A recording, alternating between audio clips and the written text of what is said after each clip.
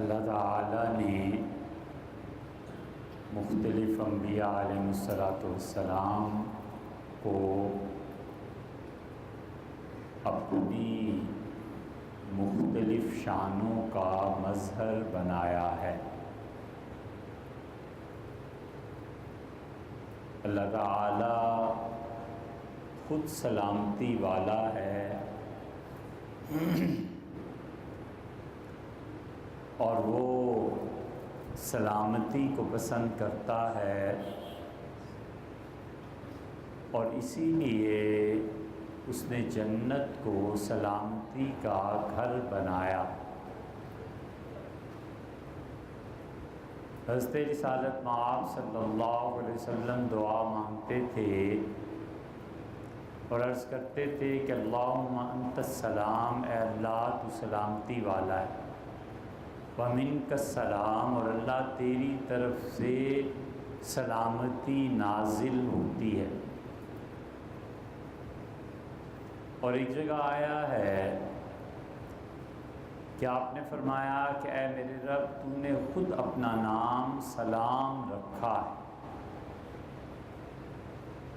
یہ سلامتی کی شان اللہ نے ابراہیم علیہ السلام میں ظاہر فرمائی، اور آگ ہے اور اس میں ایک بندہ ڈالا جا رہا ہے، اور اللہ کہتے ہیں کہ قلنا یا نار کونی بردم و سلام، ہم نے کہا ہے آگ ٹھنڈی ہو جا اس حد تک کہ یہ سلامت رہے۔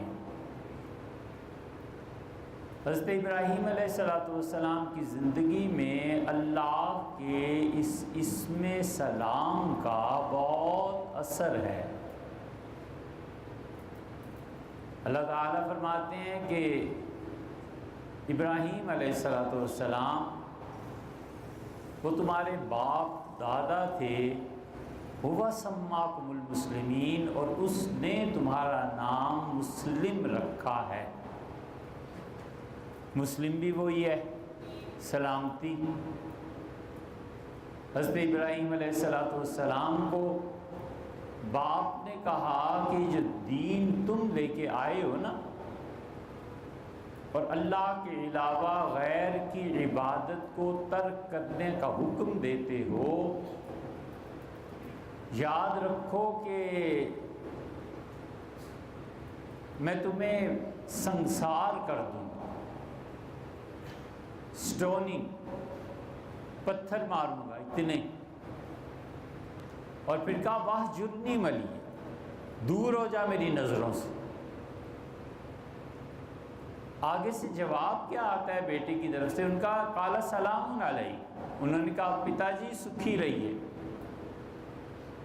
سلام علیہ، والد اللہ آپ کو سلامت رکھے، اور میں اپنے رب سے آپ کے لیے مانگتا ہی رہوں گا۔ انہ کان بی حفیہ، میرا پروردگار بہت مہربان ہے مجھ پر، اس لیے پتا جی آپ سکھی رہیے، میں چلتا ہوں۔ اللہ نے سلامتی کے ساتھ سے نکالا۔ یہ سلامتی کی صفت ان کی ساری زندگی میں نظر آئے گی۔ اس کو ذہن میں رکھ کے اگر آپ ان کے حالات قرآن میں پڑھیں تو قرآن بتاتا ہے کہ اللہ نے کن کن سلامتیوں سے اسے نوازا ہے، حتیٰ کہ اس کی نسل ختم ہو جاتی اللہ نے سلامت رکھی۔ اور اللہ نے فرمایا وَمِن وَرَاءِ اسحاق یعقوب، اور ہم نے کہا اسحاق کے بعد یعقوب بھی تمہیں دیں گے۔ یعقوب نافلہ، پوتا تو تمہیں مفت میں مل گیا ہے، پوتا یعقوب تو ہم انعام میں دے رہے ہیں۔ سیدنا موسیٰ علیہ السلام میں اللہ کی صفت تقلیب غالب، انسانی دل کو قلب، عربی میں اس لیے کہتے ہیں کہ قلب اصل میں کہتے ہیں الٹنے پلٹنے کو، قلیب کنواں، اس لیے کہ بار بار ڈالا جاتا ہے نکالا جاتا ہے۔ یقلب اللہ اللیل والنہار، اور دن اور رات کو اللہ پلٹتا ہے، دن ہے پھر رات، پھر دن، پھر یہ تکلیف کی صفت حضرت موسیٰ علیہ السلام میں اللہ کی طرف سے ڈال دی گئی۔ ہاتھ ہے بالکل انسانی گوشت ووشت کا بنا ہوا، اور جب وہ اسے اپنے سینے میں اپنی قمیص کے گریبان میں ڈال کر باہر نکالتے ہیں تو اللہ کہتا ہے تخرج بیضاء، اور ہم نے تمہارے ہاتھ کو نور کا بنا دیا۔ وہ معجزہ ہے، وہی گوشت پوست کا ہاتھ جب سینے کو چھو کے باہر آتا ہے تو نور کا مجسمہ ہے۔ لاٹھی ہے، پھینکتے ہیں تو سانپ بن جاتا ہے، ہاتھ پہ پکڑی ہے، احش بہا علی غنمی، اس سے بکریاں چراتا ہوں، بکریوں کو سیدھا رکھتا ہوں، ولی فیہا معارب اخری، اور بہت سے زندگی کے کام ہیں، لاٹھی میرے کام آتی ہے۔ قال القیہا یا موسیٰ، ہم نے کہا موسیٰ اسے پھینکیے تو ذرا۔ فلما القاہا، اور جب اسے پھینکا اور وہ لاٹھی نے اپنی صورت بدلی اور وہ اژدہا بنا، تو اللہ فرماتے ہیں کہ موسیٰ علیہ السلام خوف سے ڈر کے بھاگے، ولم یعق، کے پیچھے مڑ کے نہیں دیکھا کہ کیا ہو رہا ہے۔ ہم نے کہا موسیٰ ٹھہر جا، انی لا یخاف لدی المرسلون، جنہیں ہم نے رسالت دینی ہے انہیں اس طرح خوف تھوڑی رکھنا ہے انہوں۔ سیدنا عیسیٰ علیہ السلام ان کی صفت تھی تصویر، مجسمے، مردہ کو زندہ کر دینا، بیمار شکل بگڑ گئی، بیماری نے بگاڑ دی، اور شفا، یہ تصویر تھی، حتیٰ کہ اس کا اثر اب تک ان کی امت میں باقی ہے، اور اب تو بالکل واضح اور نمایاں ہو کے آ گیا پچھلے 50 60 70 سال میں یا ایک صدی سے، کہ دنیا بھر میں تصاویر ان کے ذریعے، حتیٰ کہ آپریشنز، گاڑی کے ماڈلز، بتانے کی کیا ضرورت ہے اتنی، اب سب جانتے ہیں کہ تصویر اب دنیا میں جن لوگوں کا مذہب عیسائیت تھی شروع میں، انہوں نے اتنی پھیلائی کہ ریکارڈ توڑ دیا، شاید اس سے پہلے دنیا میں ایسے تصویر نہ پھیلی غالباً۔ حضرت رسالت پناہ صلی اللہ علیہ وسلم کو اللہ نے کس چیز کے ساتھ جوڑا؟ تکلیف کے ساتھ، سلامتی کے ساتھ، تصویر کے ساتھ۔ کیا چیز اللہ نے انہیں دی؟ اللہ نے پہلے دن 610 سال کے بعد سب سے پہلا جملہ جو خدا کی طرف سے آیا، یہ نہیں کہا کہ میری عبادت کرو، یہ نہیں فرمایا کہ اٹھو اور نماز پڑھو، یہ نہیں فرمایا کہ اٹھو اور خلافت شرعیہ قائم کرنے کے لیے دنیا میں لڑ پڑو، مکہ جا کے حکومت اور خلافت قائم کریں گے۔ پہلا لفظ یہ فرمایا کہ اقرا، پڑھیے، اقرا بسم ربک الذی خلق، پڑھیے اپنے پروردگار کا نام لے کے جو تخلیق کرتا ہے۔ قرآن نے جو چند ایک آیات ہیں نا جنہیں سمجھ کے جی چاہتا ہے سجدہ کرے آدمی، اس آیت کو فقہا کہتے ہیں کفر ہے، اگر یہ منع نہ ہوتا تو آدمی سجدہ کرے، ان میں سے ایک آیت ہے۔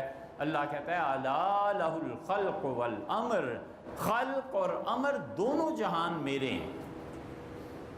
خلق وہ جو نظر آتا ہے، تخلیق ہے، بنا ہے، مادہ ہے، میٹر ہے، اور اس کے تصرفات ہیں۔ بیج ہے، درخت بن گیا، درخت ہے، لکڑی کاٹ کے فرنیچر بنا لیا، فرنیچر ہے، پرانا ہو گیا، جلا کر آگ حاصل کر لی، راکھ حاصل کر لی، راکھ فصلوں میں ڈال دی، فصلیں اگ پڑی، اس انرجی سے جو طاقت حاصل ہوئی انسان نے غذا پکا کے جسم میں منتقل کر لی۔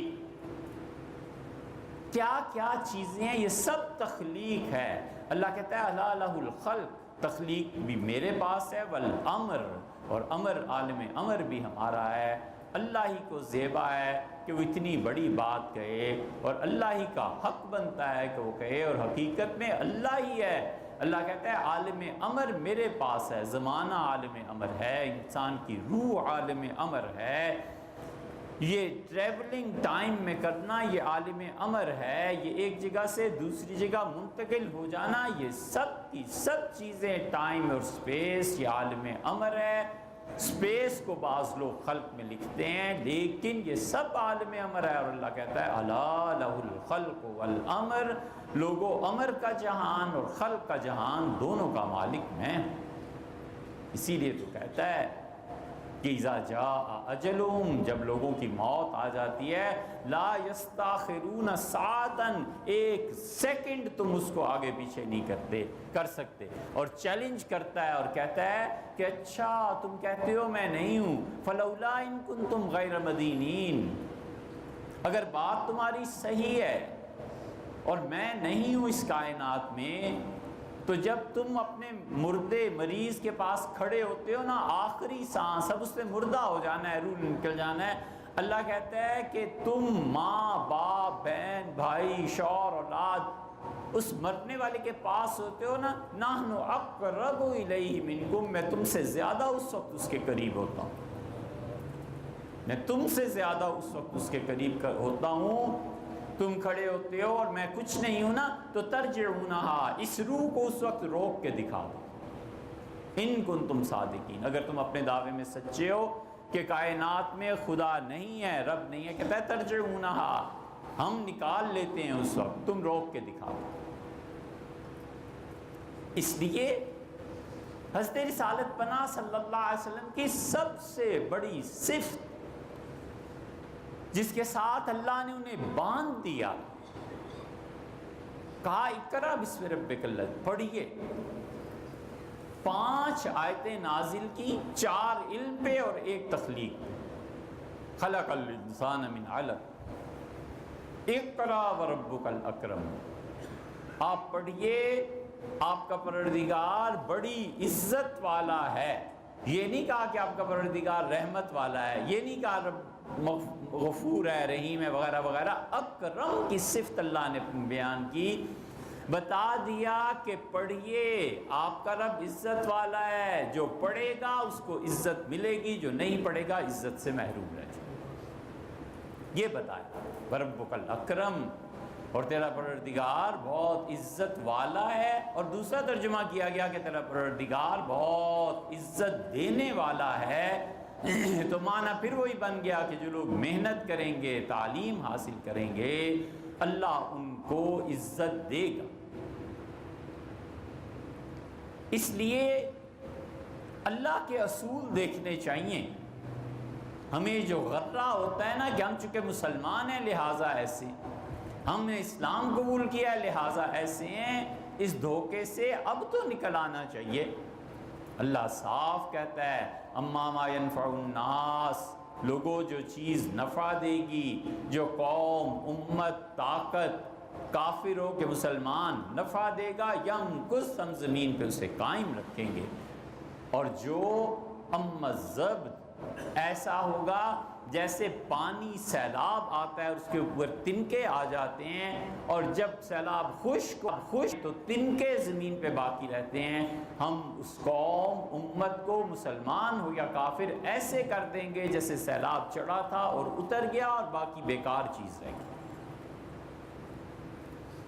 جتنی اقوام نے ترقی پائی ہے اس علم ہی کے ذریعے پائی، اللہ نے جن کو عزت دی ہے، ینفع الناس، اللہ کہتا ہے جو لوگوں کو، میری مخلوق کو نفع دے گا ہم اسے باقی رکھیں۔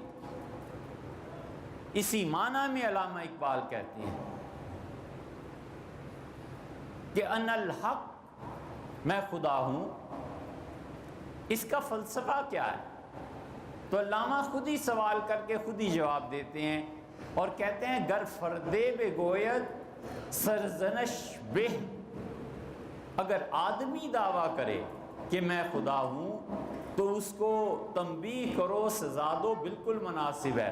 گر قومیں بے گوید، ہم روا اگر قومیں پہ گوید رواست، اور اگر قوم یا دعویٰ کرے کہ اس وقت دنیا کے خدا ہم ہیں، علامہ کہتے ہیں بالکل ٹھیک کہتے ہیں، وجہ اس کی یہ ہے کہ دنیا کو نفع دے رہے ہیں۔ آپ اپنے ہاسپٹلز میں چلے جائیے، اپنی لیبارٹریز میں چلے جائیے، انجینئرنگ کے شعبے کو دیکھ لیجئے، کمپیوٹر اور ساری دنیا میں انٹرنیٹ کو دیکھ لیجئے، نت نئی ایجاد ہے، اور سب کی سب ان کی طرف سے ہے جن پہ صبح شام ہم لعنتیں بھیجتے ہیں اور ہم کہتے ہیں ایسے ہیں اور ویسے ہیں۔ انہوں نے دنیا میں سکہ اپنا منوایا ہے، جمایا ہے، بتایا ہے کہ ہم اہل ہیں، ہم قابل ہیں کہ دنیا کو نفع دیں۔ اللہ نے کہا جب تم اس قابل ہو تو تمہیں قائم رکھیں گے۔ کیا کر لیا پچھلے 300 سال میں؟ ایسٹ انڈیا کمپنی آئی تھی، ایسٹ انڈیا کمپنی وہ چیزیں اپنے ساتھ لائی جس نے ہندوستان کیا پوری دنیا کو تہ و بالا کر کے رکھا ہے۔ پھر وہ بجلی لے آئے، پھر وہ پیٹرول لے آئے، پھر آپ نے 1857 کی جنگ آزادی لڑ لی، پھر کر کیا لیا ان کا؟ اسی لیے وہ کہتے ہیں کہ 1857 کی جنگ آزادی میں ہندو اور مسلمان مار دیتے انگریزوں کو۔ دو چیزیں تھیں جن کی وجہ سے شکست کھا گئے، ایک مسلمان کے پاس ریلوے نہیں تھی، اور ہمارا حال یہ تھا کہ دلی میں چند ایک ہمارے گورے رہ گئے تھے اور دلی ہاتھ سے نکل جاتی۔ ٹیلی گرام کیا مردان، اور مردان سے کہا کہ راتوں رات آرمی کو موو کراؤ، اور دلی پہنچے، اور انگلش برٹش فوج مردان سے چلی جا کے دلی صبح صبح پہنچی، اور مارنا شروع کیا انہوں نے، اور اڑا دیا لوگوں کو، اور نتیجہ یہ کہ شہر پہ قبضہ ہو گیا۔ ان کا ایک ٹرین یہ مسلمانوں کے پاس اپنی نہیں تھی، اور دوسرے ٹیلی گرام کا نظام نہیں تھا۔ ایک جگہ کے مجاہدین کو پتہ ہی نہیں چلتا تھا دوسری جگہ کیا ہو رہا ہے۔ یہ ٹرین اور یہ ٹیلی گرام کا نظام، تار بھیجنے کا نظام، اس نے ہمیں دنیا میں بچا لیا اور ہندوستان میں قائم کیا۔ 1920 میں تحریک خلافت چلی، اور انگریز دل کا جانا ٹھہر گیا ہے، صبح گیا کہ شام گیا، انگریز صبح گئے کہ شام گئے، اب گئے کہ اب گئے، لیکن جو تعلیم تھی، جو علم تھا، جو سیاست تھی، اس نے دھوکہ بازی کی صورت اختیار کی، اور ہندو کیا اور مسلمان کیا، پورا بر صغیر پٹ گیا۔ انہوں نے کہا ہو نہیں سکتا کہ ہم تمہیں چھوڑ کے جائیں، اور کر کیا لیا؟ ٹکر لے لی، خون بہا دیا، پیسہ، دولت، سونا، عورتوں نے ہاتھ سے کنگن اتار کے دیے مجاہدین کو کہ لڑو،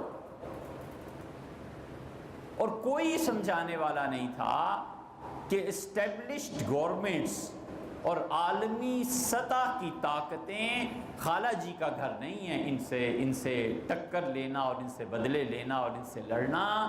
تم پہلے پڑھو، اس مقام تک تو پہنچنے کی کوشش کرو نا جو مقام انٹلیکچل لیول میں ان لوگوں کا ہے، اور وہ صدیاں لگ جائیں تم نہیں پہنچ سکتے جب تک کہ اپنے تعلیم کے نظام کو درست نہ کرو۔ یہ F-16 کیا ہے اور یہ ایٹم بم کیا ہے؟ دھاتیں جو زمین سے پیدا ہوتی ہیں ان کے مجموعے ہیں، کہیں کم ہیں کہیں زیادہ ہیں، بالآخر پہنچتی بات یہی ہے، اور وہ میلٹ کیسے کرتے ہیں اور کون سی چیز کتنی ریشو کے ساتھ ملاتے ہیں، یہ ہم مسلمانوں کو علم نہیں ہے، انہیں علم۔ ہمارے لوگ اگر محنت کرتے اور تعلیم حاصل کرتے اور تعلیم کا نصاب اپنا صحیح کرتے تو کوئی وجہ نہیں ہے کہ دنیا میں اللہ نے انہیں کسی سے کم دماغ دیا ہے۔ اس وقت تک یہ 2016 آ گیا ہے، اللہ نے کافر اقوام کو ان انعامات سے نہیں نوازا جتنا ہمارے اس چھوٹے سے ایک ملک کو نوازا ہے۔ سونا ہمارے پاس ہے، گیس ہمارے پاس ہے، چاندی ہمارے پاس ہے، تانبا ہمارے پاس ہے، لوہا ہمارے پاس ہے، زمین ہمارے پاس ہے، 4 موسم جس کی وجہ سے اتنی کولڈ سٹوریج ہم کو نہیں کرنی پڑتی، یہ سب چیزیں اللہ نے دی ہیں۔ قیامت میں کھڑا کر کے پوچھے اللہ ان حکمرانوں کو کہ میں نے ہر چیز دی تھی، تم نے دنیا میں کیا کیا؟ تو اللہ کو کیا جواب دینا؟ اس تعلیم کے نظام نے ہماری نسلوں کو تباہ کر دیا. ہمارے آباء و اجداد جنہوں نے پاکستان بنایا تھا وہ انگریزوں کے وقت میں تعلیم کے نظام سے گزرے، اور گوروں کی تعلیم اب تک لوگ یاد کرتے ہیں کہ فلاں اتنا پڑھا لکھا تھا، اور جی اس وقت تو میٹرک ایسا ہوتا تھا، اس وقت تو 8ویں کا بچہ بھی یہ چیزیں سیکھتا تھا. وجہ اس کی یہ ہے کہ گوروں نے نظام تعلیم کو مستحکم رکھا، اور جاتے ہوئے وہ بچے نہیں تھے، انہوں نے اتنی زبردست پالیسی بعض چیزوں میں اختیار کی. وقت نہیں ہے ورنہ ان کی پالیسیز کی آپ کو تشریح کرتے. ہم انہیں سمجھنے کے لیے، پڑھنے کے لیے اللہ کی توفیق سے 6 مہینے لندن میں رہے. صبح جاتے تھے British library, India office library میں، شام کو اس وقت نکلتے تھے جب لائبریری بند ہونے کا وقت ہوتا تھا. پڑھتے رہے کہ آخر مسئلہ کیا ہوا، تو معلوم ہوا کہ انہوں نے پورے پلاننگ کے تحت ملکوں کو تقسیم کیا اور بنایا. اب اس کی 2 مثالیں سن لیجئے، وہاں سارا کچھ لکھا ہوا ہے کہ 1890 میں، 1910 میں، ان 20-30 سالوں میں انہوں نے کہا ڈی سیز کتنے ہیں، ڈپٹی کمشنر کتنے ہیں. انگریز ڈپٹی کمشنر 80-90-100 جتنے بھی ہوں. آرڈر آیا ان کو کم کرو اور ایک لاٹ ہندوستان میں تیار کرو جو اپنے رنگ اور نسل کے اعتبار سے ہندوستانی ہو اور ذہن ان کا ہمارا ہو، ذہنی طور پہ انگریز ہو. یہ ڈی سیز آہستہ آہستہ بڑھاتے جاؤ، گوروں کو کم کرتے جاؤ. 47 جب آیا تو اس پالیسی کا نتیجہ 50-60 سال میں یہ نکلا کہ گورے 1-2 ڈی سی انگریز چھوڑ گئے، باقی سب کے سب ہندوستانی مسلمان اور ہندو، اور وہ تھے جو انگریز کے مطابق سوچتے تھے. اور اس کے بعد انہوں نے کہا اب ہم حکومت اب بھی ہم ہی کریں گے، لیکن انڈائریکٹلی کریں گے، ڈائریکٹلی اب ہم حکومت نہیں کریں گے. یہ اسلامی حکومت کے گن گانے والے اور ان کی خاطر اٹھنے والے کبھی سوچا ہے کہ آج ہم ایک تعلیمی نظام قائم کریں؟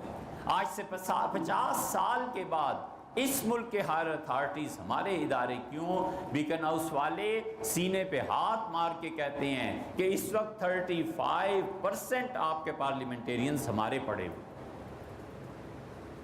ہم نے کیا کیا؟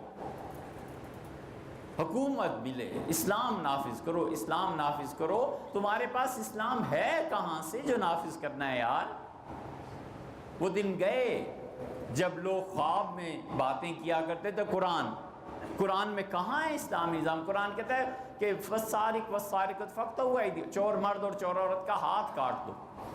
ایک عورت انڈا چوری کرتی ہے، آپ ہاتھ کاٹ دیں گے؟ معلوم ہوا کہ کچھ نصاب کا ہونا ضروری ہے. قرآن اصول بیان کرتا ہے، قرآن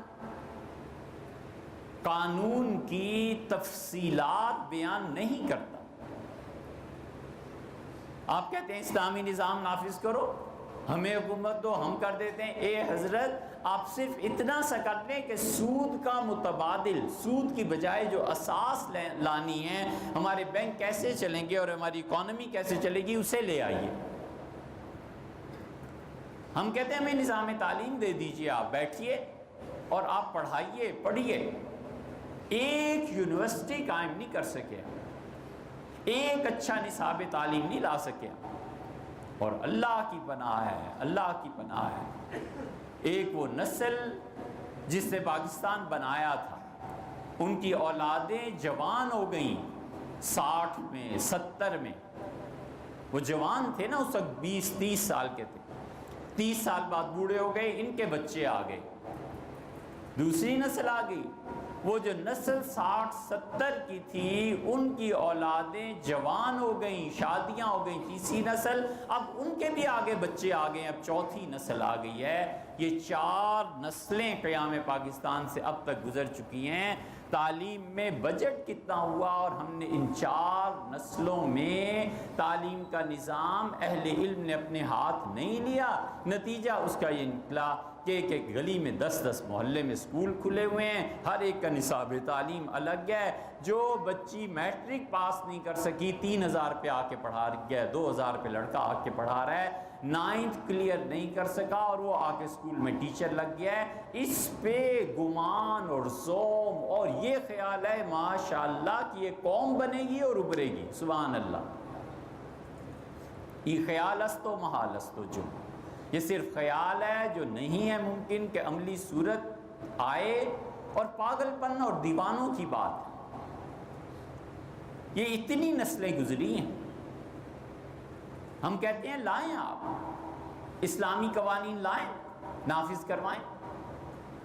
سلطنت عثمانیہ نے جب دنیا کے حالات بدلتے ہوئے دیکھے اور سلطنت عثمانیہ کی گرفت جب کمزور پڑی حرمین شریفین میں، تو مکہ مکرمہ میں شراب ایسے ہی بکتی تھی جیسے آج لندن اور نیو یارک میں بکتی۔ مکہ میں کھلے بندوں لوگ شراب پیتے تھے اور شراب پی کے ہوش میں آ کے نہا دھو کے جا کے طواف کر لیتے تھے، اور بنو عامر کی گھاٹی اور وہ وادی، مکہ کے جوان وہاں عورتیں رہتی تھیں اور اس کی شان میں قصیدے لکھتے تھے، اور جس کو منہ کالا کرنا ہوتا تھا شام کو پہنچ جاتا تھا۔ یہ مکہ کی حالت تھی، مکہ مکرمہ کی اور مدینہ منورہ کی۔ یہ تو وہابیوں نے جب قبضہ کیا ہے حرمین شریفین پہ تو انہوں نے جو اچھے کام کیے ہیں ان میں سے ایک اچھا کام یہ کیا کہ انہوں نے کہا فوری طور پہ ختم کرو، مار دیا لوگوں کو، شراب کی فیکٹریز انہوں نے ختم کر دی، دکانیں توڑ دی، ان کا نکلو یہاں سے، خدا کا گھر ہے۔ یہ ان کے اچھے کاموں میں سے، اور انہوں نے یہ حال تھا اہل سنہ پر اہل تشیع کے غلبے کا۔ یہ پوری ایک تاریخ ہے کہ اہل تشیع کوشش کرتے رہے اور بلا شبہ اس میں وہ کامیاب رہے۔ یہ ان کی دانائی ہے، یہ ان کی عقل مندی ہے۔ انہوں نے کہا تعلیم کے میدان میں اہل سنہ کو آگے نہیں آنے دیں، اور نتیجہ اس کا یہ نکلا کہ مکہ مکرمہ میں کوئی آدمی کہتا تھا کہ اللہ کی قسم کھاؤ سچ کہتے ہو، کہتا تھا خدا کی قسم سچ کہتا ہوں، جھوٹ بولتا تھا۔ وہ کہتا تھا ابو طالب کی قسم کھاؤ، نہیں کھاتا تھا، کہتا توبہ ابو طالب کی قسم، ابو طالب مار دیں گے۔ یہ اثر تھا سارا۔ ہم اب تک اس سحر سے نہیں نکلے، ہم نے اپنا نصاب تعلیم نہیں بنایا، ہم نے اپنی یونیورسٹیز نہیں بنائی، ہم نے اپنے کالجز نہیں بنائے، اور جو کچھ ہو رہا ہے اللہ کی پناہ ہے، نہ کرے اب اس میں شرکت۔ جس حد تک ہو سکے بچے، ہم سے پوچھو 20 سال گزرتے ہیں، لوگ نماز روزے کے مسئلے پوچھتے تھے۔ 20 سال پہلے یہ موبائل نہیں تھا، گھنٹی بجتی تھی، بالکل خیال آتا تھا کہ کوئی نہ کوئی یار نماز روزے کا مسئلہ ہوگا، حج کا مسئلہ ہوگا، اس طرح کے مسائل ہوں گے۔ لوگ یہ پوچھتے تھے، اب بجتی ہے اور دل دھڑکتا ہے کہ یا اللہ اب طلاق کا مسئلہ ہو۔ صبح و شام لوگ فون کرتے ہیں، اور طلاق کے ہم نے کبھی ایک کفر کا فتویٰ نہیں دیا، اور ایک یہ 3 طلاق کا فتویٰ جو ہے نا، اس پہ دستخط کرتے ہوئے بھی دل کانپتا ہے کہ کل یہی دستخط بہن کے معاملے میں کرنے پڑ گئے، بیٹی کے معاملے میں کرنے پڑ گئے تو کیا کریں گے۔ یہ طلاق کی شرح بڑھ رہی ہے، اور معاشرے میں صبر برداشت بالکل ختم ہو رہا ہے، اور یہ سب کے سب پھول کھلے ہیں کو ایجوکیشن کے۔ ہم نے عورتوں کے لیے ادارے نہیں بنائے، ہم بچیوں کو گھر میں ان پڑھ بٹھا دیں، کیا کریں۔ خلافت عثمانیہ جو تھی نا، جب انہوں نے دیکھا 1890 میں کہ اب دنیا کے حالات سیاسی اور اقتصادی اعتبار سے تبدیل ہو رہے ہیں، انہوں نے بڑا بروقت کام کیا۔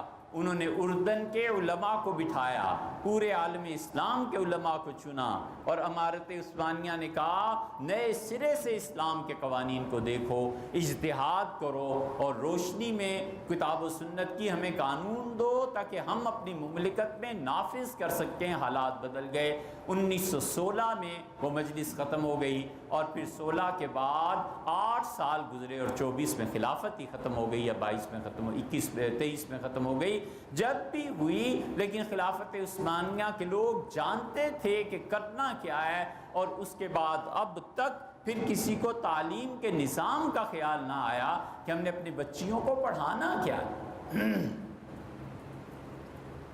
ہم اتنے غافل ہیں، ہم اپنی بچیوں کو ان پڑھ، بالکل اجڑ جاہل اور گنوار گھر میں بٹھا دیں، نہیں ہو سکتا۔ بچی نے لامحالہ جانا ہے اور پڑھنا ہے، آگے وہ جائے کہاں؟ بڑے بڑے شریف ماں باپ روتے ہیں اور آنسو سامنے نہیں لاتے جب بچیاں اس کو ایجوکیشن میں جا کر پڑھتی ہیں اور ادھر وہ جوان ہوئی، بالغہ ہوئی اور اسے زندگی کی کچھ حقائق کی خبر ہوئی، اور ادھر عشق اور محبت اور لڑکوں نے 25 سال 24 سال، اب وہ شادی کرنی تھی 17 سال کی 18 سال کی، ماں باپ مجبور ہیں تعلیم پوری کرو بیٹے پھر شادی ہوگی، لڑکی کی عمر 25 سال ہو گئی اور اتنی عمر میں رشتے وہ ختم ہو گئے، اب بٹھائے رکھو گھر پہ، نہ اچھے رشتے ملیں، اور اس سے بھی عجیب تر صورتحال یہ ہے کہ کہتے ہیں کہ حنفی فقہا کے مطابق لڑکی کو خود اختیار ہے اپنا نکاح کرنے کا، نتیجہ یہ کہ کورٹ میں چلے جاتے ہیں اور نکاح ہو جاتا ہے۔ ماں باپ عزت رکھنے کے لیے کہتے ہیں بیٹے نکاح وہیں کر دیں گے، لیکن رسم تو پوری ہونے دو نا، بارات آ جائے داماد بن جائے، یہ رسمیں پوری ہونے کو رہ گئی ہیں، یہ اب شروع ہو گیا ہے ہمارے معاشرے میں۔ اور اگر یہی صورتحال قائم رہی اور اسی طرح اس کو ایجوکیشن کو لوگوں نے چھوڑ دیا تو پھر وہ وقت دور نہیں ہے کہ بچیاں جوان ہوئیں، الگ فلیٹ اپنے لے لیے، شوہر کے ساتھ گئیں اور نوکری تعلیم حاصل کی ہوئی تھی، کھانا کمانا اپنا تھا، پیسے اپنے 50,000 اگر ایک لڑکی ہر مہینے کما کے لے آتی ہے، اسے کیا ضرورت پڑی ہے اتنی شوہر کے ناز نخرے اٹھانے کی اور روٹی پکانے کی؟ اب شکایت پیدا ہوئی ہے، اب ہمیں فون کرتے ہیں اور کہتے ہیں کہ سر مفتی صاحب ہم بڑے تنگ میں بڑا تنگ آ گیا ہوں، اپنی ایک فرینڈ سے شادی کر لی تھی، اب میں آتا ہوں جب شام کو تو وہ کہتی ہے کہ یہ میرے دوست آئے ہیں، اس سے ملو، یہ یونیورسٹی میں میرے ساتھ پڑھتا تھا، اس سے ملو، یہ یونیورسٹی کا فیلو ہے، یہ یونیورسٹی کا فیلو ہے۔ ہم نے کہا کوئی گھبرانے کی ضرورت نہیں، آئندہ جو نسل آئے گی نا، آپ کی اولاد اگر یہی صورتحال قائم رہی تو پھر بچہ کہے گا شام کو آگے کہ میں اپنی فرینڈز کے ساتھ جا رہا ہوں، وہ کہتی ہے میں اپنی فرینڈز کے ساتھ جا رہی ہوں، اوکے رات کو ملیں گے۔ یہ ہونے جا رہا ہے، یہ ہو جائے گا اگر ہم اپنی بچیوں کے لیے الگ نظام تعلیم نہیں بنائیں۔ ہم اپنی بچیوں کو آخر کس وجہ سے کاکول بھیجیں؟ پاکستان آرمی میں جا کے کرنا کیا ہے؟ یہ بات سمجھ میں نہیں آتی۔ اللہ تعالیٰ جزائے خیر دے جنرل قیانی کو، اتنے اچھے ہاسپٹلز بنا کے گئے، دیکھ کے دل خوش ہوتا ہے۔ انہوں نے ایک کام اچھا کیا، سائنس کے لیے سکولز بنا دیے، بہت اچھے سکول۔ راہیل صاحب اتنا ہی کر دیں کہ ہمیں بھی ایسے اسپتال سول میں دے دیں، راہیل صاحب اتنا ہی کر دیں کہ یہ جو عورتوں کا فورسز میں جانا ہے، آپ خود سوچیں، وہ جو فورسز میں جا رہی ہے، کیڈٹ کالج ہے، وہ فوجی بن رہی ہے، کیا کیا ہو رہا ہے، یہ کل کو ماں بنے گی، اپنے بچوں کو پالے گی کیسے، تربیت کہاں سے ہوگی، پرورش کہاں سے ہوگی؟ انٹرنیٹ پہ چلے جاؤ اور گورباچوف نے روس کے ٹوٹنے کے اسباب بتائے ہیں کہ رشیا کیوں ٹوٹا۔ گورباچوف جنہوں نے نہیں پڑھا نا، یہ جنہوں نے وہ دور نہیں دیکھا جب رشیا ٹوٹا ہے 1990 کے بعد، وہ نہیں سمجھ سکتے۔ اس زمانے میں گورباچوف پر لوگ لانتیں بھیجتے تھے۔ گورباچوف، مسلمان خوش تھے کہ روس ٹوٹ گیا، 6 ریاستیں، جی اسلام یہ آ رہا ہے، یہ آ رہا ہے۔ گوروں نے پاکستان ان علاقوں میں دے دیا آپ کو جہاں سرے سے کوئی تہذیب ہی نہیں تھی، تربیت ہی نہیں تھی۔ کیوں؟ آخر پنجاب، سندھ، بلوچستان اور سرحد کے لوگ اٹھ کے جاتے تھے علی گڑھ پڑھنے، دیوبند پڑھنے، بریلی میں پڑھنے، ندوۃ العلماء میں پڑھنے، یہ سارے پٹھان اور پنجابی ادھر ہی جایا کرتے تھے، اس لیے کہ آپ کے اس کے خطے میں سکولز نہیں تھے، اس خطے میں اتنے وسیع پیمانے تعلیم کے نہیں تھے، تربیت کے نہیں تھے۔ تہذیب حیدرآباد کی تھی، دلی کی تھی، لکھنؤ کی تھی، تہذیب وہاں پر گوالیار کی تھی، تہذیب وہاں پہ کانپور کی تھی، حتیٰ کہ اب تک کراچی میں جاؤ تو ان کی اولادیں کھانے الگ پکاتی ہیں، کہیں بگارے ہوئے بینگن حیدرآبادی پکا رہے ہیں، دلی والے اپنی نہاری پکا رہے ہیں۔ یہ نسل در نسل منتقل ہوا نا۔ انہوں نے کہا ایسے علاقوں میں جا کر بیٹھو مسلمانوں جہاں 200-300 سال تک تو تم بٹیر لڑانے سے ہی باز نہ ہو، اور تم مرغے لڑانے سے ہی باز نہ ہو، اب بھی چلے جاؤ، مرغے لڑاتے ہیں، بٹیر پشاور میں جاؤ نا، بٹیر کیسے پکڑا ہوا ہوتا ہے اور کیا کچھ ہو رہا ہوتا ہے، یہ تہذیب ہے۔ ہم اب تک 70 سال ہو گئے اس سے نہیں نکل سکے، اور جو ادھر سے نکلے تو اوپر سے انٹرنیٹ آ گیا، اب اس میں جا پھنسے، حرام ہے جو کوئی کام اچھا انٹرنیٹ سے لیا ہو۔ 10% لوگ نہیں ہیں جو انٹرنیٹ کو کوئی پازیٹیو یوز کریں، جو ہو رہا ہے آپ بھی جانتے ہیں، ہم بھی جانتے ہیں، کیا اس کا تذکرہ کرنا ہے۔ لیکن عورتوں کا الگ نظام تعلیم، گورباچوف کو پڑھو،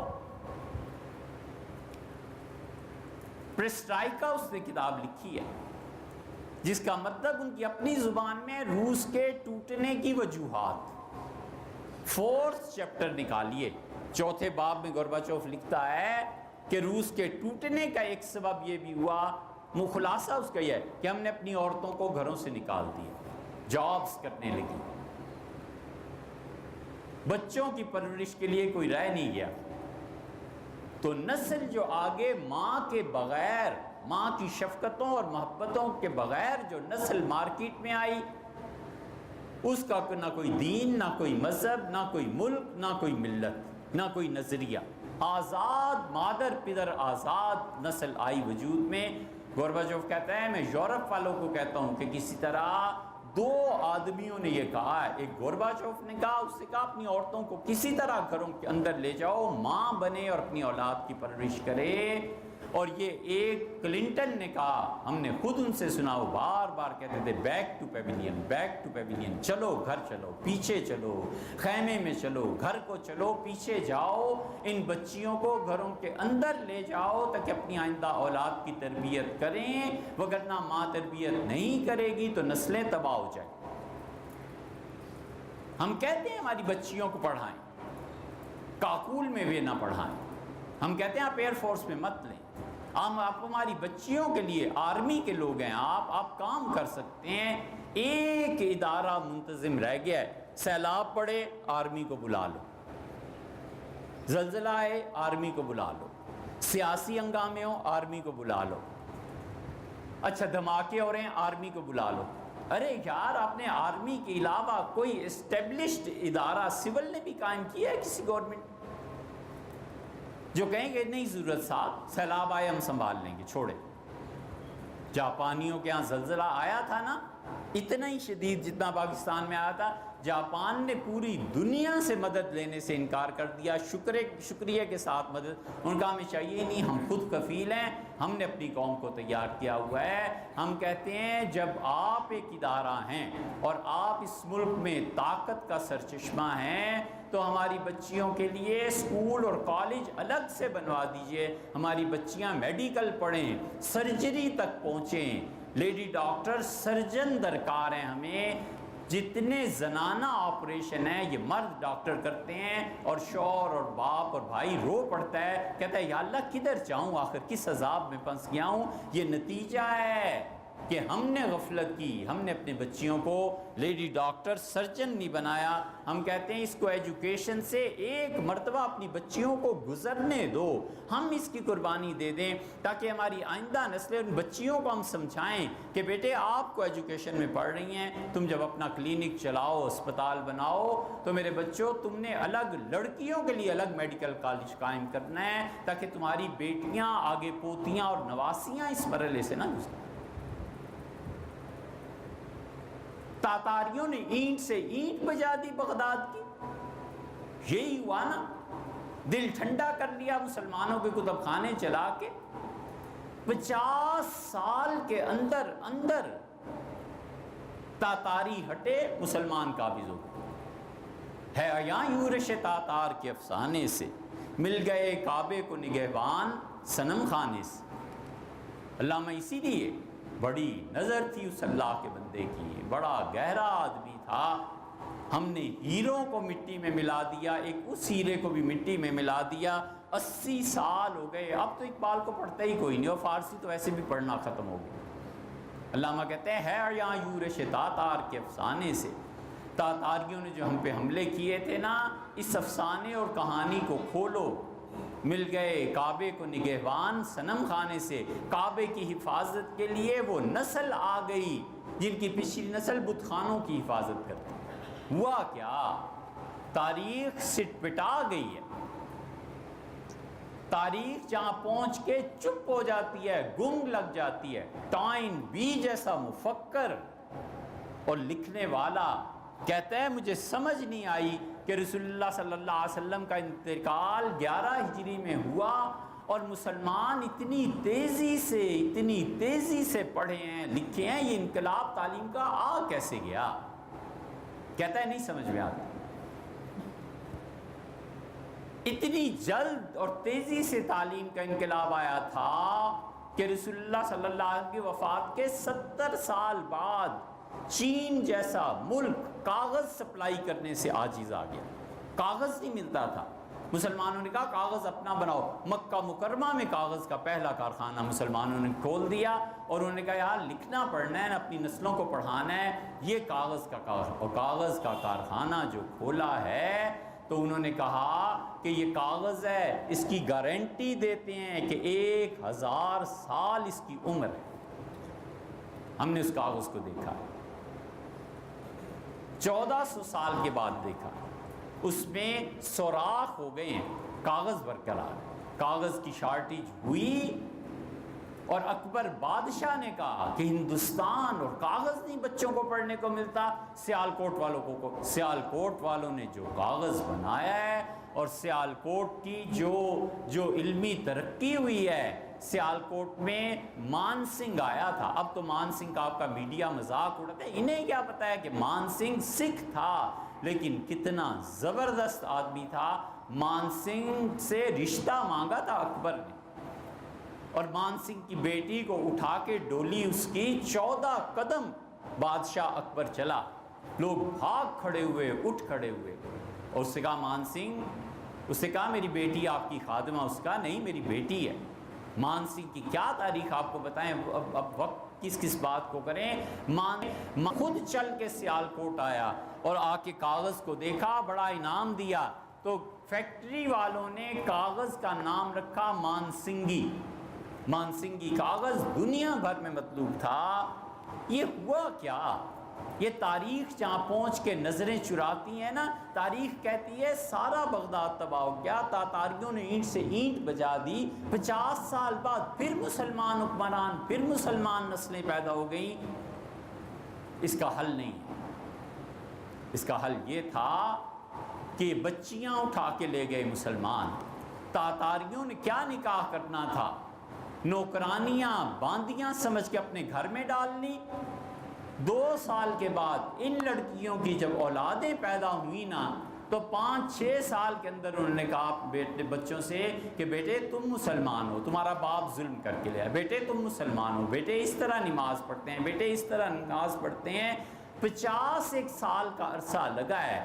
یہ بچے جن کے نسب ٹھیک نہیں تھے، لوگ حلال کی اولاد جنہیں نہیں سمجھتے تھے، ماؤں نے ایسی تربیت کی کہ تاتاری مٹ گئے، مر گئے، جو ان کی نسلیں آئیں وہ مسلمان تھیں۔ انہوں نے خلافت عثمانیہ کو سنبھال لیا، بیت اللہ کی تعمیر کی، مسجد نبوی کو 4 چاند لگا دیے، تعلیم دی۔ یہ ماؤں نے پوری نسل تبدیل کر دی ہے۔ یہاں یورش تاتار کے افسانے سے مل گئے کعبے کو نگہبان صنم خانے سے۔ ہم اپنی بچیوں کو کیوں نہ میتھمیٹکس پڑھائیں، ہم اپنی بچیوں کو کیوں نہ ادبیات پڑھائیں، ہم لینگویجز کیوں نہ پڑھائیں۔ ہم کہتے ہیں آپ کاکول سے انہیں واپس بھیجئے، آپ ایئر فورس سے واپس بھیجئے، آپ ہماری بچیوں کے لیے خود آپ ہی ادارے تعمیر کر دیجئے۔ سول کر نہیں سکتی، گورنمنٹ سے کوئی توقع نہیں، آپ ایک ایسی طاقت ہیں، اس نصاب کو مرتب کروا دیں۔ ہماری بچیاں اچھی مائیں بنیں، ہماری بچیاں اچھی ڈیزائنر بنیں، جو حسن، جو رعنائی، جو خیال میں نزاکت عورت کو اللہ نے دی ہے، مرد کو نہیں دی، وہ جو ڈیزائن بنائے گی اور عمارت سکیچ کرے گی وہ کہیں زیادہ اچھی ہوگی اس سے جو مرد کرتے ہیں بظاہر۔ لیکن یہ سب کچھ، یہ جو تباہی آ رہی ہے نا کو ایجوکیشن سے، اور لڑکیاں گھروں سے بھاگ رہی ہیں اور لڑکے شادیاں کر کے 1-2 سال بعد طلاق دے رہے ہیں، یہ تباہی کا آغاز ہو گیا ہے۔ اجڑ کے آ جاتی ہے۔ اگر وہ کھاتی پیتی ہے، یہ آپ خود چیک کریں، میں کچھ نہیں کہتا، آپ چیک کریں، اگر وہ کما رہی ہے تو فلیٹ لے لینا، اپنا کتا رکھ لینا، اپنی گاڑی، اور صبح و شام مارکیٹ سے اپنی ضروریات کی چیزیں خرید لانا۔ یہ جو کچھ ہو رہا ہے نا، یہ آپ سوچ لیں خود۔ اور اس کے بعد ہوگا کیا؟ 10 سال بعد، 15 سال بعد، جب یہ جوانی، یہ حسن ڈھل جائے گا نا، تو پھر وہ اپنے نصیب کو بھی روئے گی، اللہ کو بھی گالیاں دے گی، خدا سے متنفر کرے گی۔ اور یہ فورسز اگر میڈیا میں آ گئی تو میڈیا میں بیٹھ کے پورے اسلام کا مذاق اڑایا جائے گا کہ مولوی یہ کرتے ہیں اور فلانا یہ کرتا ہے، اور میرا باپ اتنا دقیانوسی تھا، کہتا تھا یہ چیز پہنو، کہتا تھا پردہ کرو، لو اس زمانے میں پردہ کرو۔ یہ چیزیں تھا جو ناخوب بتدریج وہی خوب ہوا کہ غلامی میں بدل جاتا ہے قوموں کا سب۔ اپنی زکوٰۃ اکٹھی کرو، میں ہر سال آخری جمعے میں یہی بات کرتا ہوں، اپنی زکوٰۃ اکٹھی کرو، اپنے پیسے اکٹھے کرو، کسی آدمی کو، ہمیں نہیں، اس مسجد کمیٹی کو دیتے رہو، انہیں کو 15-20 کروڑ چاہیے، یہ پیسہ جمع کرو اور 3 سال کے لیے بس چپ ہو جاؤ، یونیورسٹی ہم دیتے ہیں۔ ہم کو ایجوکیشن کا نظام ختم کر کے اپنی بچیوں کے لیے الگ کالجز، سکولز قائم کرتے ہیں۔ 15-20 کروڑ کی بات ہے، ہماری بچیاں الگ پڑھیں، ان کے رشتے بھی ویسے ہی ہوں جیسے ان کی نانی اور دادی کے رشتے ہوئے تھے۔ اور وہ تہذیب اگر ہم اس کو نہیں روکیں گے تو یہ ہمارے منہ کے سامنے ہے کہ دیکھو کیا ہوتا ہے۔ بڑھاپے کی رسوائی سے بہتر ہے کہ آدمی جوانی میں ہوش مندی سے کام لے۔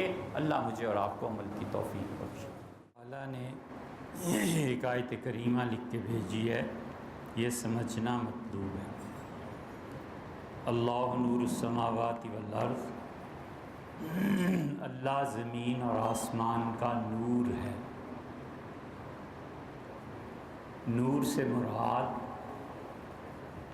یہ لائٹ نہیں ہے جو ہم اور آپ دیکھتے ہیں۔ دنیا میں جتنا بھی نور اور لائٹ ہے، یہ سب میٹر کے جلنے سے پیدا ہوتی ہے۔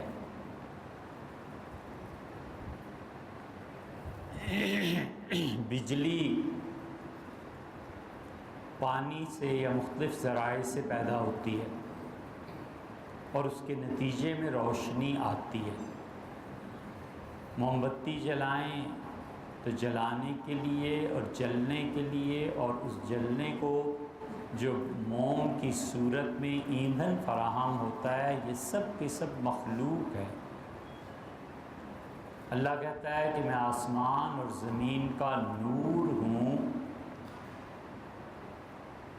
تو وہ نور کیسا ہے، روشنی کیسی ہے، ہم کچھ نہیں جانتے۔ اللہ کی جیسے باقی صفات ہیں ویسے بھی نور ہونا اس کی صفت ہے، حتیٰ کہ سورج جو نیچرل لائٹ کا سب سے بڑا سورس ہے، اس میں بھی ہیلیم گیس جلتی ہے تو پھر روشنی پیدا ہوتی ہے۔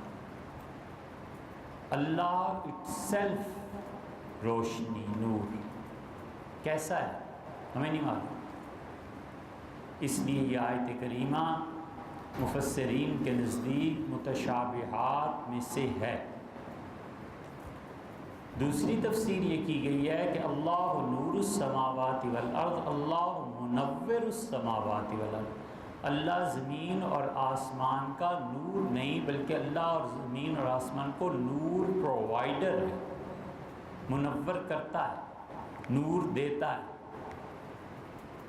رازق، رزاق، کھانے والا نہیں، کھانا دینے والا، فیسیلیٹیز پرووائڈ کرنے والا۔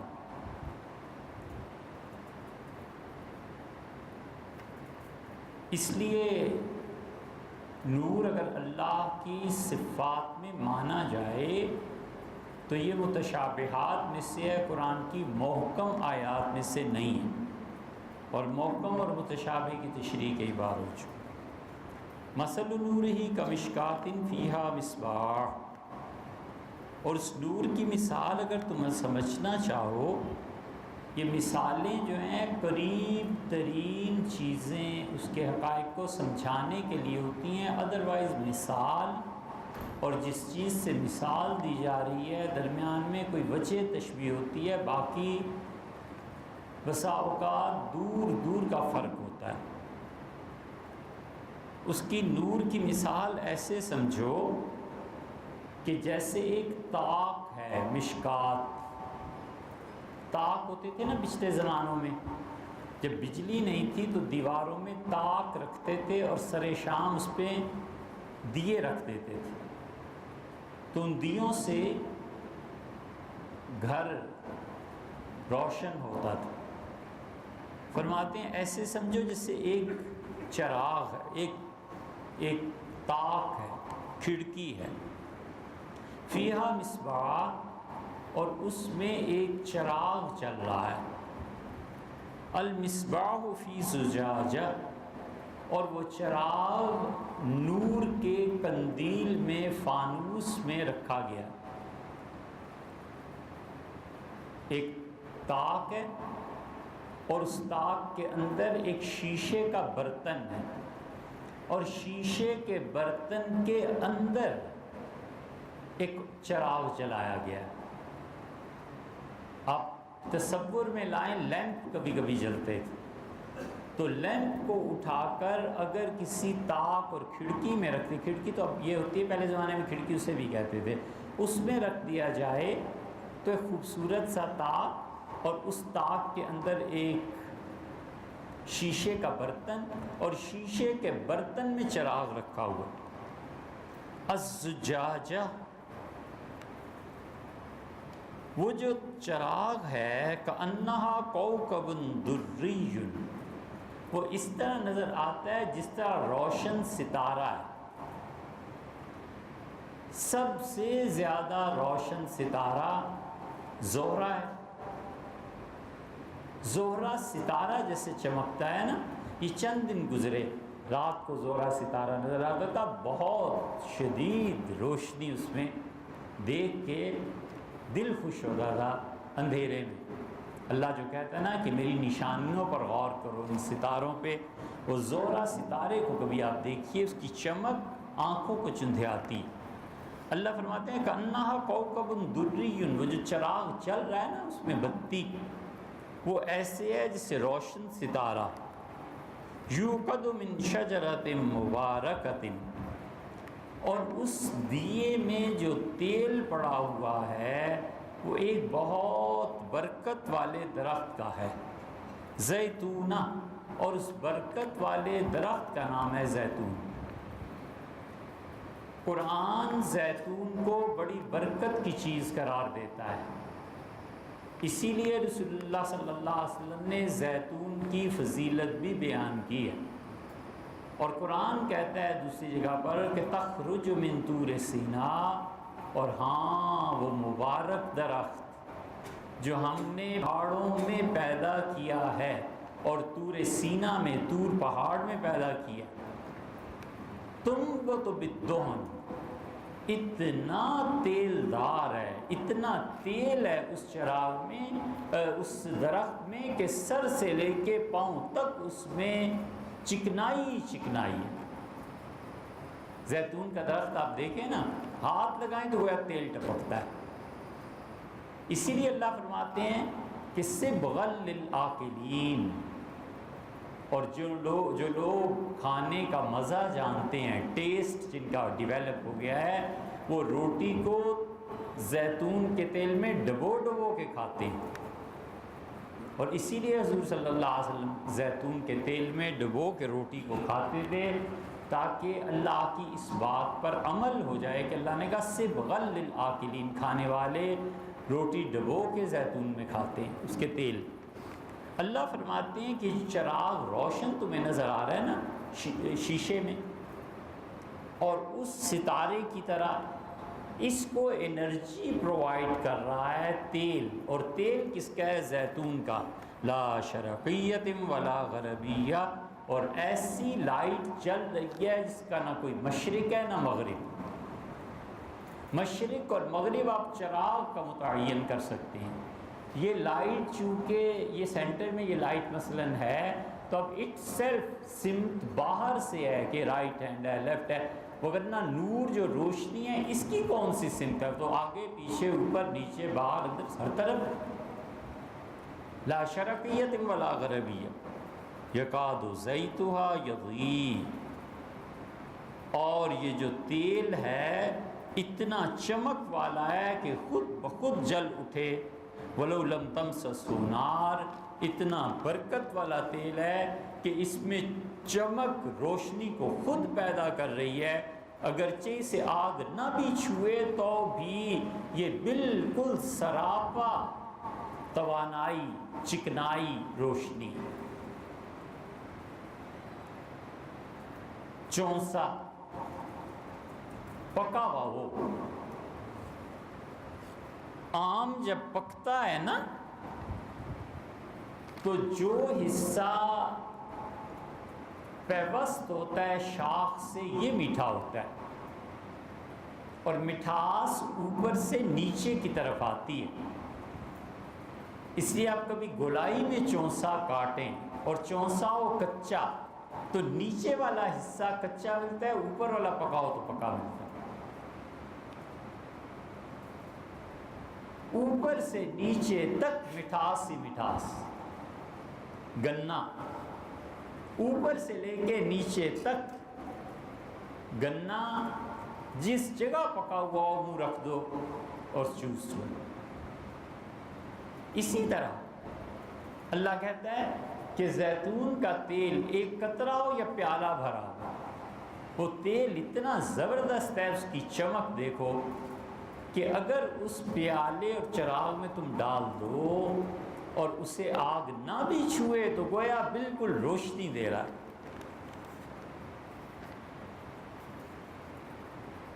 نور علی نور، ایک اس کی پھر روشنی اپنی تیل کی، اور پھر وہ جب تیل جلتا ہے تو جو اس سے روشنی پیدا ہوتی ہے، کیا کہیں، کیا ہی خوبصورت چیز ہے۔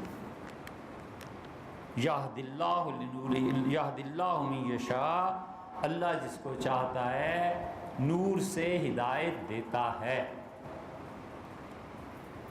اس لیے کہ نور اگر روشنی ہے تو روشنی خود کبھی گمراہی کا سبب بن جاتی ہے۔ مت ماری گئی ہو اور نصیب پھوٹے ہوں تو بحر الکاہل پہ بھی چلا جائے پیاسا واپس آ جاتا۔ بحر الکاہل بادل بن کے چھا جائے اور آدمی اپنا گلاس اگر اوندا رکھے نا تو چھاجوں پانی پر سے ایک قطرہ اس کے اپنے برتن میں نہیں آتا، اس لیے کہ اپنا ہی برتن الٹا رکھا ہوا۔ اللہ کسی کا برتن سیدھا نہیں کیا کرتا، برتن اپنے خود ہی سیدھے کرنے پڑتے ہیں، اللہ رحمت برساتا ہے۔ اس کی تشریح دو چیزوں سے ہو جائے گی۔ کہتے ہیں قصہ ہے، ہدہد آیا اور اس نے حضرت سلیمان علیہ السلام سے کہا کہ حضرت مجھے اپنی فوج میں رکھ لیں۔ حضرت نے فرمایا لشکر تو پہلے ہی بتے رہا ہے، اب تمہیں فوج میں رکھ کے اور بوجھ ڈالنا ہے، کیا کریں، کیوں رکھ لیں؟ اس نے کہا حضرت مجھ میں یہ خوبی ہے کہ آپ فوجیں لے کے نکلتے ہیں صحراؤں میں، جنگلوں میں زمین کی تہ میں پانی ہوتا ہے نا تو دیکھ لیتا ہوں، آپ کو پانی کی بڑی دقت ہوتی ہے، مجھے رکھ لیں تو زمین کی تہ کا پانی میں بتا دوں گا، جنات کو کہیں کھود کے اور چند منٹ میں پانی آپ کے سامنے۔ انہوں نے کہا تو بڑے کام کا ہے۔ کوئی اور جانور کھڑا تھا، مثلا کوا کھڑا تھا تو کوے نے کہا حضرت جھوٹ بولتا ہے، نہ رکھیں اسے۔ ان کا بھی یہ تمہاری شکایت آ گئی۔ اس کا دلیل کیا ہے؟ اس کا حضرت اس سے پوچھیں کہ پانی سمندر کی تہ میں نظر آ جاتا ہے تو یہ شکار کیسے ہوتا ہے؟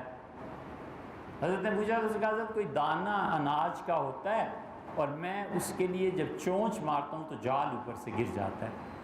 تو ہنسا دوسرا کوا یا کوئی، اس نے کہا کہ اتنا چھوٹا سا جو جال لگا ہوا ہوتا ہے وہ نظر نہیں آتا، اتنا چھوٹا سا دانہ نظر آتا ہے، جس کو جال نظر نہیں آتا اس کو زمین کے تہہ میں پانی نظر آتا ہے۔ جال نہیں دیکھتے اور پانی کو دیکھتے ہوتے۔ سلیمان علیہ السلام نے فرمایا کہ واقعی بات تو ہے۔ اس نے کہا حضرت یہ سچ کہتا ہے، جب تقدیر غالب آتی ہے نا تو پھر جال کے سامنے آنکھیں اندھی ہو جاتی ہیں۔ اس لیے سیدنا عمر رضی اللہ عنہ کہتے تھے نعوذ باللہ من الحور بعد الکور، اللہ آنکھیں ملنے کے بعد اندھا ہو جاؤں تیری پناہ مانگتا ہوں۔ اور صحابہ رضی اللہ عنہ کہتے تھے نعوذ باللہ من جمیع الفتن، اللہ زندگی کی تمام آزمائشوں سے مجھے بچا، ما ظہر منہا وما بطن، جو اب تک پیش آ گئیں اور جو آئندہ کہیں تقدیر میں چھپی ہوئی ہیں، اللہ ان امتحانوں سے بچا۔ چوکنا رہے، غافل ہوا اور مارا گیا، آنکھیں کھول کے جیے، روشنی لے ڈوبتی ہے۔ نیا نیا مرزا غلام احمد قادیانی نے نبوت کا دعویٰ کیا، شہرت ہوئی، علماء میں مسئلہ چلا کہ یہ کافر ہے یا مسلمان ہے۔ تو رامپور میں ایک دعوت تھی نواب صاحب کے بیٹے کی، بڑے بڑے علماء ہندوستان کے شریک تھے۔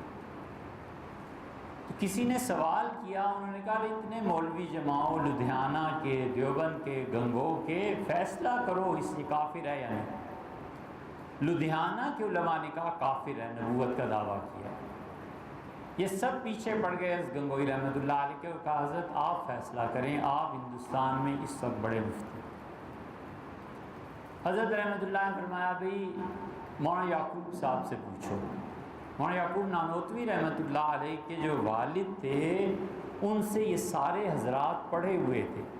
مولانا یعقوب صاحب نانوتوی رحمۃ اللہ علیہ کے والد دلی میں تھے، کالج کے پرنسپل، سب عزت کرتے تھے، تو استاد زیادہ تھے، سب عزت کرتے تھے۔ انہوں نے کہا کل بتاؤں گا۔ اگلے دن فرمایا کہ میں نے رات بڑی آہوزاری کی، میں نے کہا پروردگار اس کا کھول کوئی قضیہ، یہ کیا ہے؟ تو میں نے دیکھا کہ ایک گدھا ہے، منہ اس کا قبلے کی جانب ہے اور اس پہ یہ الٹا بیٹھا ہوا ہے اور گدھا پیچھے کی طرف چل رہا ہے۔ گدھے کا منہ بیت اللہ کی جانب ہے، اس کا مطلب یہ ہے کہ اسلام کا نام لیں گے۔ یہ گدھے پہ بھی الٹا بیٹھا ہوا ہے، تو گدھے پہ بیٹھنا ذلیل ہونا ہے، اور گدھے پہ بھی الٹا بیٹھنے کا مطلب ہے گدھے سے بھی بدتر ہے، بے عقل ہے۔ اور گدھا الٹا چل رہا ہے، اس کا مطلب ہے اسلام کا نام لے کے پیچھے چل رہے ہیں۔ اور کسی نے پوچھا تھا تو روشنی بھی تھی؟ فرمایا ہاں روشنی تھی، نور تھا۔ اس نے کہا حضرت نور کیسا تھا؟ فرمایا میں نے پوچھا تھا تو کہا گیا یہ نور ہدایت کا نہیں ہے، یہ روشنی آگ کی ہے۔ تو انہوں نے کہا آگ کی طرف جانا ہے تو پھر جہنم ہے۔ یہ دکھایا گیا۔ ہوتا ایسے ہی کہ آدمی سمندر کے کنارے سے پیاسا واپس آ جاتا ہے، اس لیے کہ ہدایت جو ہے نا یہ اللہ کا خاص انعام ہے۔ اللہ کہتا ہے یہد اللہ لنورہ من یشاء، اللہ جس کو چاہتا ہے ہدایت دیتا ہے۔ وَیَضْرِبُ اللَّهُ الْأَمْثَالَ لِلنَّاسِ، اور اللہ لوگوں کے لیے یہ مثالیں بیان کرتا ہے، لوگوں کو سمجھاتا ہے مثال کے ذریعے سے۔ مثلا قرآن کہتا ہے ایک مثال، وہ کہتا ہے کہ لوگوں اس طرح نہ ہو جانا کہ من بعد قوت انکاسا، ایک بوڑھی ہو گئی عورت سارا دن چرخہ کاٹ کے دھاگا بناتی رہی، جب شام ہوئی تو اپنے ہی دھاگے کو آگ لگا کے اٹھ گئی، برباد کر کے اٹھ گئی۔ کیوں مثال دی؟ کہتا ہے کسی کے ساتھ نیکی کرو نا تو دو کام نہ کرنا، پھر لا تبطلوا صدقاتکم بالمن، نیکی اگر کر دی ہے نا تم نے کسی کے ساتھ فاقہ برداشت کر کے دوسرے کو کھانا کھلا دیا، دھوپ میں کھڑے ہو کے دوسرے کا کام نکلوا دیا، موٹر سائیکل گاڑی پہ لے گئے، اپنے راستے سے ہٹ کے کسی کو ڈراپ کر دیا، یہ جتنی نیکیاں تم نے کی ہیں نا، دیکھو ان نیکیوں کے بعد بالمن کبھی جس پہ نیکی کی ہے مل جائے تو احسان نہ جتلانا، کبھی نہ کہنا کہ تم وہی ہو نا، یہ وہی ہے، اسے نہیں پتہ اس کے باپ کے ساتھ میں نے، اس کی ماں، اس کے لا تبطلوا صدقاتکم بالمن، نیکی کر کے کبھی احسان نہ جتلانا، والاذی، اور دوسرے جس کے ساتھ نیکی کی ہے نا، نیکی کا برتا رکھ کے اسے تکلیف نہ دینا کہ اس سے تو نیکی کی تھی یار، مشکل میں 10,000 اسے دیے تھے، چلو آج بگار لے لیتے ہیں، اچھا جی یہ 100 اینٹیں ادھر سے اٹھا کر ادھر رکھ دو، وہ بیچارہ یاد کرتا ہے کسی زمانے میں 10,000 لیے تھے، نہیں تو میں کہاں اینٹیں اٹھانے والا۔ یہ اس عورت کی مثال ہے، فرمایا جو صبح سے شام تک چرخہ کاتے اور شام کو آگ لگا دے، تم نے نیکی کی، قربانی دی، احسان جتلایا، نیکی برباد ہو، تکلیف دی کہ نیکی کا عوض چاہا، نیکی برباد ہو۔ اللہ مثالیں دیتا ہے، اللہ دوسری جگہ مثال دیتا ہے، اللہ کہتا ہے سارا دن بیٹھ کے کہتا ہے کہ پانی آ جا، پانی آ، پانی کے سامنے بیٹھا ہوا ہے اور پانی کو کہتا ہے کہ آ جا میرے منہ میں پڑ جا، وما ہوا ببالغہ، اللہ کہتا ہے سارا دن بیٹھا پانی کو پکارتا رہے تو پانی کبھی اس کے منہ میں نہیں آئے گا، پیاس لگے گی نا تو خود جائے گا پانی بھی۔ یہ ان لوگوں کی مثال ہے جو ترقیوں کے منصوبے بناتے رہتے ہیں اور کرتے کراتے کچھ نہیں، یہ ہو جائے اور یہ ہو جائے اور یہ ہو جائے، اٹھ کے کرو نا پھر ہو جائے، پیاس جو نہیں لگی۔ حقیقی تڑپ ہو کہ یہ کام کرنا ہے تو پھر آدمی جٹ جاتا ہے کہ یہ کام کر کے رہنا ہے، حقیقی تڑپ نہ ہو تو ہماری طرح ہر سال منصوبہ دے دیا کرو۔ اللہ کہتا ہے جنہوں نے کام کرنا ہوتا ہے وہ خود چل کے پانی پینے پہنچ جاتے ہیں، پیاس ہوتی ہے نا مجبور کرتی ہے۔ یضرب اللہ الامثال للناس، اللہ مثالیں دیتا ہے تاکہ لوگ سمجھیں، واللہ بکل شیء علیم، اللہ ہر چیز کا علم رکھتا ہے، کائنات کا ایک ایک ذرہ، کیا بات کہی اللہ نے دوسری کا، اس نے کہا ما تسقط من ورقۃ، پتا جو درخت سے جدا ہوتا ہے اور بیج جو زمین کی تہ میں پھوٹتا ہے مٹی کے اندر، الا فی کتاب مبین، وہ ہمارے علم میں ہوتا ہے، ہم جانتے ہیں کیا ہو۔ یوم القدس کے حوالے سے بیان کریں، یہ سب منا رہے ہیں نا یوم القدس، ٹی وی پہ پروگرام یار دیکھ لینا، یہ اسلام آباد میں ہر جگہ اشتہار لگے ہوئے، یوم القدس دیکھ لینا، کرنا کرانا کچھ نہیں ہے۔ کشمیر اور اسرائیل 1948 سے تباہ ہونے کی دعائیں شروع ہوئی ہیں نا، تو اب کیا ہو گیا، 60-70 سال ہو گئے 1948 سے، 60-70-80 سال ہونے والے ہیں اب تقریباً، ٹھیک ہے نا جی۔ یہ وہی ہے کہ پانی کسی طرح منہ میں آ جائے، خود کچھ نہیں کرنا۔ روزہ ساون 2-4 منٹ کے لیے افطار، بھئی روزے کا تعلق خالص وقت سے ہے، روزے کا تعلق کسی اذان سے نہیں ہے، نہ مغرب سے ہے نہ فجر کی اذان سے ہے، یہ جہالت چھوڑ دو یار، یہ جاہلوں کی باتیں۔ ایگزیکٹ کس وقت صبح صادق ہوتی ہے، 1 سیکنڈ ہوتا ہے، یوں اندھیرا چھایا ہوا ہے، 1 سیکنڈ میں لائٹ آ جاتی ہے، وہ سیکنڈ کون جان سکتا ہے، کوئی نہیں جان سکتا، صرف رسول اللہ صلی اللہ علیہ وسلم ایسے تھے جو ان کے دل کو پتہ چل جاتا تھا کہ یہ سیکنڈ اب آ گیا۔ اسی لیے تو رسول اللہ صلی اللہ علیہ وسلم صبح صادق کے بعد رمضان میں کھڑے ہو کے نماز پڑھا دیتے تھے۔ کسی نے پوچھا کتنا وقفہ ہوتا تھا سحری بند کرنے میں اور نماز رسول اللہ صلی اللہ علیہ وسلم کے پڑھانے میں، انہوں نے کہا کہ مشکل سے 40-50 آیتیں پڑھتے تھے اور رسول اللہ صلی اللہ علیہ وسلم نے نماز پڑھا دی۔ 40-50 آیتوں میں 5 منٹ لگ جاتے ہوں گے، اتنا کون ہے جو دیکھ سکے کہ آج کل 3 بج کر 15 منٹ پر اندھیرا تھا اور 15 منٹ اور 1 سیکنڈ پہ لائٹ آ گئی.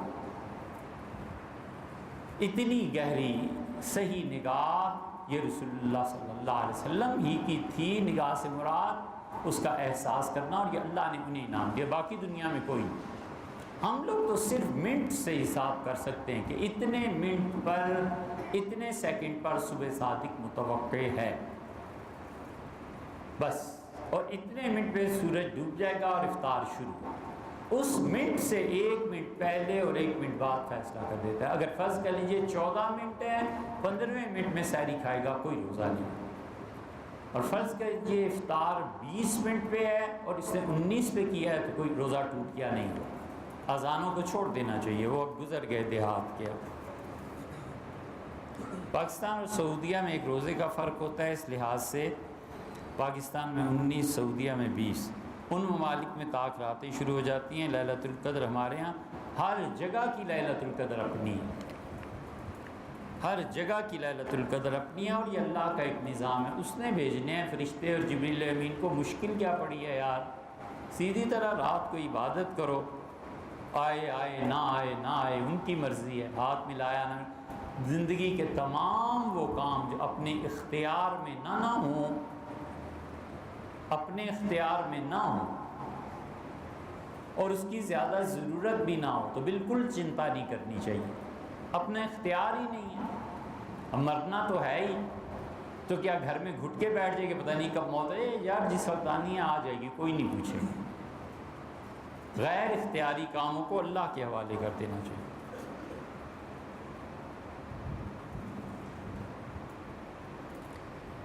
میاں بیوی میں کبھی کبھار نوک جھوک ہو جاتی ہے. میاں فون پر بیوی کو کہہ دے کہ تم نے فلاں کام کیا تو تم فارغ ہو، ڈرانے کی خاطر، اور کام کرے تو ایک طلاق ہو گئی یا نہیں. مشکل ہے مسئلہ. یہ جو الفاظ ہیں نا، فارغ کیا، یہ طلاق ہے. پہلے بھی کسی نے پوچھا تھا. جی ہاں. اور یہ جو بات ہے نا کہ ڈرانے کی خاطر اور طلاق ہو گئی، تو اس میں ایک گنجائش یہ ہے کہ اس مرد سے قسم لی جائے کہ اللہ کی قسم کھاؤ طلاق کی نیت نہیں کی. اگر وہ قسم کھاتا ہے بیوی اس کے ساتھ رہے گی، لیکن یہ کھیل تماشے میں نا یہ کام کرنے نہیں چاہیے. رسول اللہ صلی اللہ علیہ وسلم ثلاث جدہن جد وہزلہن جد، 3 باتیں ایسی ہیں جو ہنسی مذاق میں بھی ہو جائیں گی اور جان بوجھ کے کرو گے تو بھی ہو جائیں گی، اور مذاق کرو گے تو بھی ہو جائیں گی. آپ نے فرمایا نکاح میں لڑکے اور لڑکی نے کہا کہ تم میری بیوی بنتی ہے، اس نے کہا میں تمہاری بیوی ہوں. 2 آدمیوں نے سن لیا نا، یہ میاں بیوی ہو گئے. مذاق تھا، ہو گئے. اب وہ طلاق دے اور یہ عدت گزارے، یہ اس کا حق مہر ادا کرے، اور عدت گزارنے کے بعد پھر وہ دوسرا نکاح کر سکتی ہے. طلاق کا رسول اللہ صلی اللہ علیہ وسلم مذاق میں بھی ہو جائے گی. اور غلام اور باندی کا آزاد کرنا، آپ نے مذاق میں بھی کہہ دیا نا کہ میں نے تمہیں آزاد کیا، وہ آزاد ہو.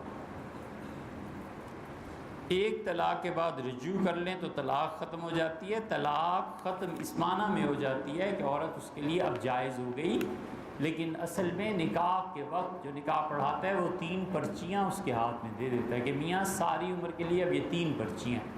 پہلی طلاق دی تو پھاڑ کے پرچی ایک پھینک دی. اب یہ کہے کہ پھر وہ پرچی رینیو ہو جائے، نہیں ہوتی. اب 2 ہی زندگی بھر کے لیے اس کے لیے 2 اختیارات باقی ہیں. 10 سال بعد پھر غصہ آیا، اس نے کہا ایک طلاق دی، تو یہ دوسری طلاق واقع ہوئی ہے، پہلی نہیں. 20 سال بعد پھر اس نے کہہ دیا تو وہ تیسری طلاق واقع ہوئی ہے، پہلی نہیں. تو طلاقیں رجوع سے مراد یہ ہوتا ہے کہ نکاح پھر قائم ہو گیا. یہ مراد نہیں ہوتا کہ اس کو طلاق کا حق دوبارہ سے مل گیا. فرق کرنا چاہیے. تنسیخ نکاح اور خلا میں فرق ہے. عورتیں خلا کو تنسیخ نکاح سمجھیں کہ نکاح کی کنسلیشن ہو گئی. نکاح کی کنسلیشن نہیں ہوتی، خلا ہو جاتا ہے. خلا الگ چیز ہے، نکاح کا ٹوٹنا الگ چیز ہے. ڈگری دے دے عدالت اس بیوی کا خلا ہو گیا تو نکاح نہیں ٹوٹا. یہ جو ایسے کرتے ہیں نا مرد اور عورتیں کہ خلا لے آئے خلا کے بعد نکاح نہیں ٹوٹتا. فسخ نکاح، تنسیخ نکاح ایک الگ عمل ہے، خلا ہونا ایک الگ عمل ہے. خلا سے یہ فائدہ ہو گیا کہ عورت کا حق ثابت ہو گیا کہ یہ طلاق کا جو مطالبہ کرتی ہے ٹھیک ہے بس. اب شوہر طلاق دے، شوہر طلاق نہیں دیتا، عورت کو طلاق نہیں ہوگی. اس کا پھر طریقہ ہے، پروسیجر ہے کہ کورٹ اسے بلائے، سزا دے، یا محلے کے لوگ بیٹھیں، یا پنچایت بیٹھے، یا علماء بیٹھیں، اور پھر اس پر زور دیں کہ طلاق دو اس کو.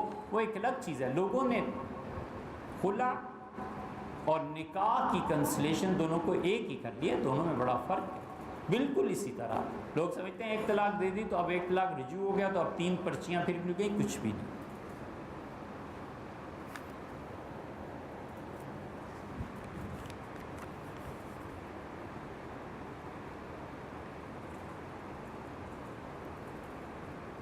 کوئی شخص زمین کے 2 پلاٹس کا مالک ہے اور نیت یہ تھی کہ ایک پلاٹ پہ ذاتی گھر تعمیر کروں گا اور دوسرے کو بیچ کر گھر پہ اٹھنے والے اخراجات ادا کروں گا. ان پلاٹس پہ زکوٰۃ کی ادائیگی کے متعلق شرعی حکم.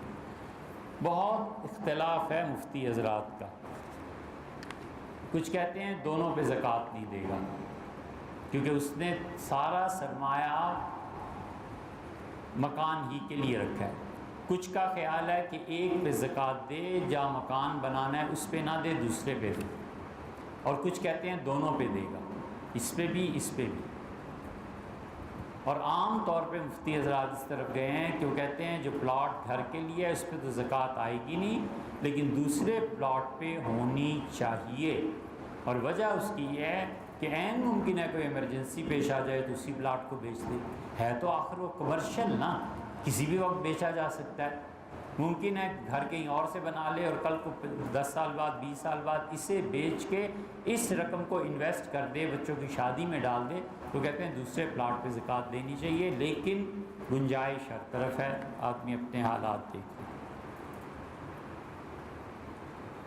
غزوہ ہند میں شریک ہونے والے اہل ایمان کو اللہ کے پاک نبی صلی اللہ علیہ وسلم جنت کی بشارت دی ہے. واللہ عالم یہ غزوہ کب برپا ہو گیا. لیکن ہم آج اپنے جیتے جی کس طرح اس معرکہ حق و باطل میں شرکت کر سکتے ہیں؟ جسمانی طور پر نہ صحیح، کسی عمل کے ذریعے. کیا ایسے کسی عمل سے حضور صلی اللہ علیہ وسلم کی بشارت ہے؟ یہ جو غزوہ ہند ہے نا جی، آپ نے یہ جو فرمایا نا کہ غزوہ کب برپا ہوگا، بڑی محرومی ہے اور افسوس سے کہنا پڑتا ہے کہ آپ کی پیدائش سے پہلے ہو گیا ہے. حضرت عثمان رضی اللہ عنہ کے زمانے میں ہو گیا تھا.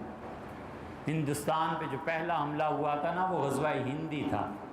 یہ سارے داعش والے اور طالبان اور دوسرے حدیث کو لیے پھرتے ہیں کہ اب ہونا ہے حملہ. مدت گزر گئی، بیچارے مٹی میں مل گئے جن نے کیا اور جن پہ ہوا. یہ کیوں ایسی حدیثیں سنا کے لوگوں کو گمراہ کرتے ہو؟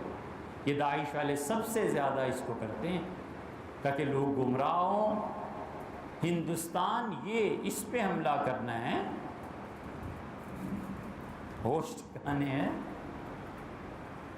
روزے کی حالت میں انسان سو گیا اور اس پہ غسل واجب ہوا، کوئی فرق نہیں پڑتا.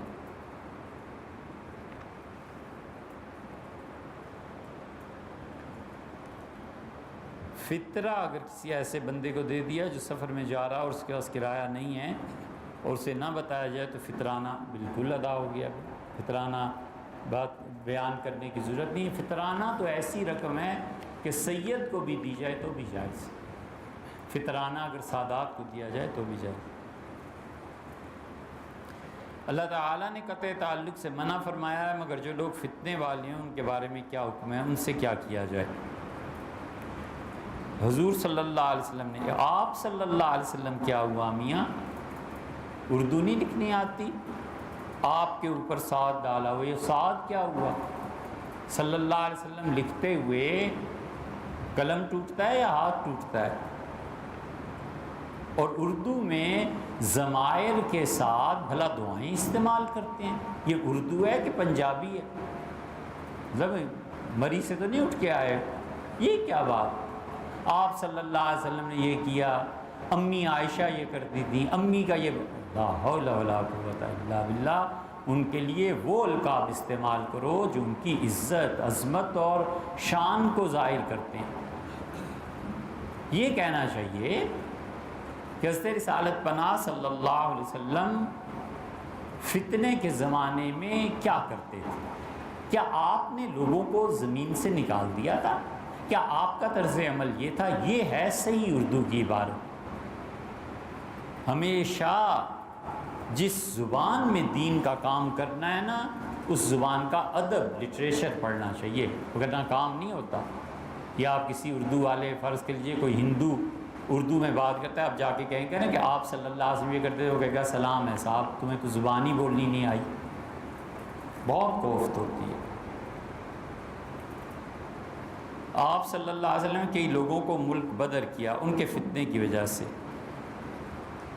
ہیں۔ احرم لوگ اپنی رشتہ داریوں کو کس طرح قائم رکھیں؟ عین دو چشمی ہے، رے اور میم، یہ شاید ہم لکھنے کی کوشش کی گئی ہے۔ دیکھو بھائی، رسول اللہ صلی اللہ علیہ وسلم نے رشتہ داری کی بنیاد پہ کسی کو ملک بدر نہیں کیا۔ رسول اللہ صلی اللہ علیہ وسلم ملک بدر کرتے تھے جب بدکاری کی سزا دیتے تھے، تو کبھی کبھی سزا میں شدت پیدا کرنے کے لیے فرماتے تھے کہ غربت عامن، 1 سال تک تم ہمارے علاقوں میں کہیں نظر نہیں آؤ۔ خلافت راشدہ میں سیدنا عمر رضی اللہ عنہ نے ایک مرتبہ کیا تھا۔ سیدنا عمر رضی اللہ عنہ نے ایک عیسائی پہ حد جاری کی اور ملک بدر کر دیا، وہ مسلمان ہو گئے تھے۔ اس نے کہا امیر المومنین مجھے ملک بدر نہ کریں، میں عیسائی ہو جاؤں گا دوبارہ۔ آپ نے کہا مجھے پرواہ نہیں، وہ چلا گیا اور عیسائی ہو گیا۔ سیدنا عمر رضی اللہ کے دوست پڑا ہوا، فرمایا کاش میں اس کی بات مان لیتا، کم سے کم کفر سے ہی بچ جاتا، لیکن اللہ کی قسم میں آئندہ کسی کو اپنے ملک سے نہیں نکالوں۔ رشتہ داریوں میں یہ نہیں ہوتا تھا۔ رشتہ داری حضور صلی اللہ علیہ وسلم کی مخالفت میں شدید سے شدید رہی ہے، لیکن رسول اللہ صلی اللہ علیہ وسلم کا اختیار تھوڑا ہی تھا کہ مکہ سے کسی کو نکال دیں، حکمرانی تھوڑی ہی تھی۔ مدینہ منورہ میں کسی کو نکالتے تو کس کو نکالا؟ وہاں رشتہ دار ایسے تو نہیں تھے، وہاں تو پنشمنٹ، جرم، حد نافذ کیا۔ ہمارے نزدیک مثلاً 100 درے ہے، شافعیوں کے نزدیک 100 درے بھی ہے اور ملک سے نکال دینا نا، یہ چیز۔ عقبہ بن ابی معیط، اس کی بیٹی نے اسلام قبول کر لیا تھا اور شادی ہو گئی تھی عبد الرحمن بن عوف رضی اللہ عنہ کی اہلیہ تھی۔ یہ عقبہ بن ابی معیط جو تھا رسول اللہ صلی اللہ علیہ وسلم کو قتل کرنے کی سازش میں بھی تھا، اور نبی کریم صلی اللہ علیہ وسلم کو مکہ مکرمہ میں چلتے پتھر مارتا تھا۔ حضور صلی اللہ علیہ وسلم اور اسلام کا مذاق اڑانا اور مسلمانوں کو ستانا اتنا شدید تھا کہ کسی کو پتہ نہیں چلا کہ رسول اللہ صلی اللہ علیہ وسلم نے کیا سوچا ہے۔ جب بدر کا معرکہ ہو گیا تو رسول اللہ صلی اللہ علیہ وسلم نے فرمایا علی یہ لو تلوار، فضرب عنقہ، اس کی گردن اڑا دے، وَأَوْفِ بِنَذْرِ نَبِيِّكَ صلی اللہ علیہ وسلم، اور اپنے نبی صلی اللہ علیہ وسلم کی منت نظر جو اس سے مانی تھی اسے پورا کر۔ صحابہ رضی اللہ عنہ کہتے ہیں اس وقت میں پتہ چلا کہ رسول اللہ صلی اللہ علیہ وسلم نے کہیں مکہ میں نظر مانی ہوگی کہ کبھی یہ کافر میرے ہتھے چڑھا تو پھر میں اس سے مزہ چکھاؤں۔ جب سیدنا علی رضی اللہ عنہ تلوار کھینچی مارنے کے لیے تو اب اسے یاد آئیں ساری چیزیں۔ اس نے کہا من للصبیہ، مجھے قتل کرتے ہیں میری اولاد کا کیا بنے گا؟ اپنا نار، جہنم میں گئے تھے۔ بہت سخت جواب دیا رسول اللہ صلی اللہ علیہ وسلم، ہاں نار، جاؤ جہنم، ملک بدل کر نہیں سکتے۔ یہ سزائیں تھیں۔ تعلیمی نظام کا نصاب ہونا چاہیے، کون کون سے مضامین اور زبانیں اس میں شامل ہونا ضروری ہیں؟ جتنے مدارس ہیں نا، جتنے ہمارے دین کا کام کرنے والے ہیں نا، انہیں ایک مغربی زبان پڑھانی چاہیے۔ اس کا تفصیل سے جواب نہیں دے سکتے ہم، نہ وقت ہے۔ اگر آپ کے پاس 15 کروڑ ہو تو پھر آئیے، پھر بیٹھ کے بند کمرے میں بحث کریں۔ یہ جتنے مولوی علماء پڑھتے ہیں نا، انہیں ایک زبان اور سکھانی چاہیے، French, English, Chinese, Japanese, Spanish دنیا میں بہت جگہ بولی جاتی ہے۔ جرمن ایک زبان مولوی صاحب کو مغربی آنی چاہیے فلوئنٹلی، تاکہ اسلام کو وہاں جا کر ان کی زبان میں پیغام پہنچائے۔ اور جتنے کالج یونیورسٹیز ہیں ان سب میں 3-4 سبجیکٹس کا اضافہ کرنا چاہیے، کچھ نکال دینے چاہیے۔ ہر بچے کے لیے لازمی ہونی چاہیے کہ عربی پڑھے۔ 2-3 سال عربی کا نصاب ہو گیا، 6th 7th سے لے کے FSC تک پورا قرآن پاک ناظرہ پڑھنا، تجوید پڑھنا اور قرآن کو معانی سے پڑھنا 6 سال میں، 1 سال میں 5 پارے بھی پڑھے گا، پڑھ لے گا اور فرقہ واریت جان توڑ دے گی۔ مولوی صاحب آیت کچھ پڑھتے ہیں، ترجمہ کچھ پڑھتے ہیں، جب ڈائریکٹ وہ پڑھا لکھا ہوگا نا وہ بھی کتاب اٹھا کے دے گا کہ مولوی صاحب غلط بات کرتے ہو، تو ہمت نہیں پڑے گی پھر اپنے فرقے اور دوسرے فرقے۔ تیسرا اضافہ آہستہ آہستہ خود بخود ہی ہو رہا ہے، ہمارے مدارس کے بچوں کو کمپیوٹر آنا چاہیے۔ اب دنیا کمپیوٹر کی،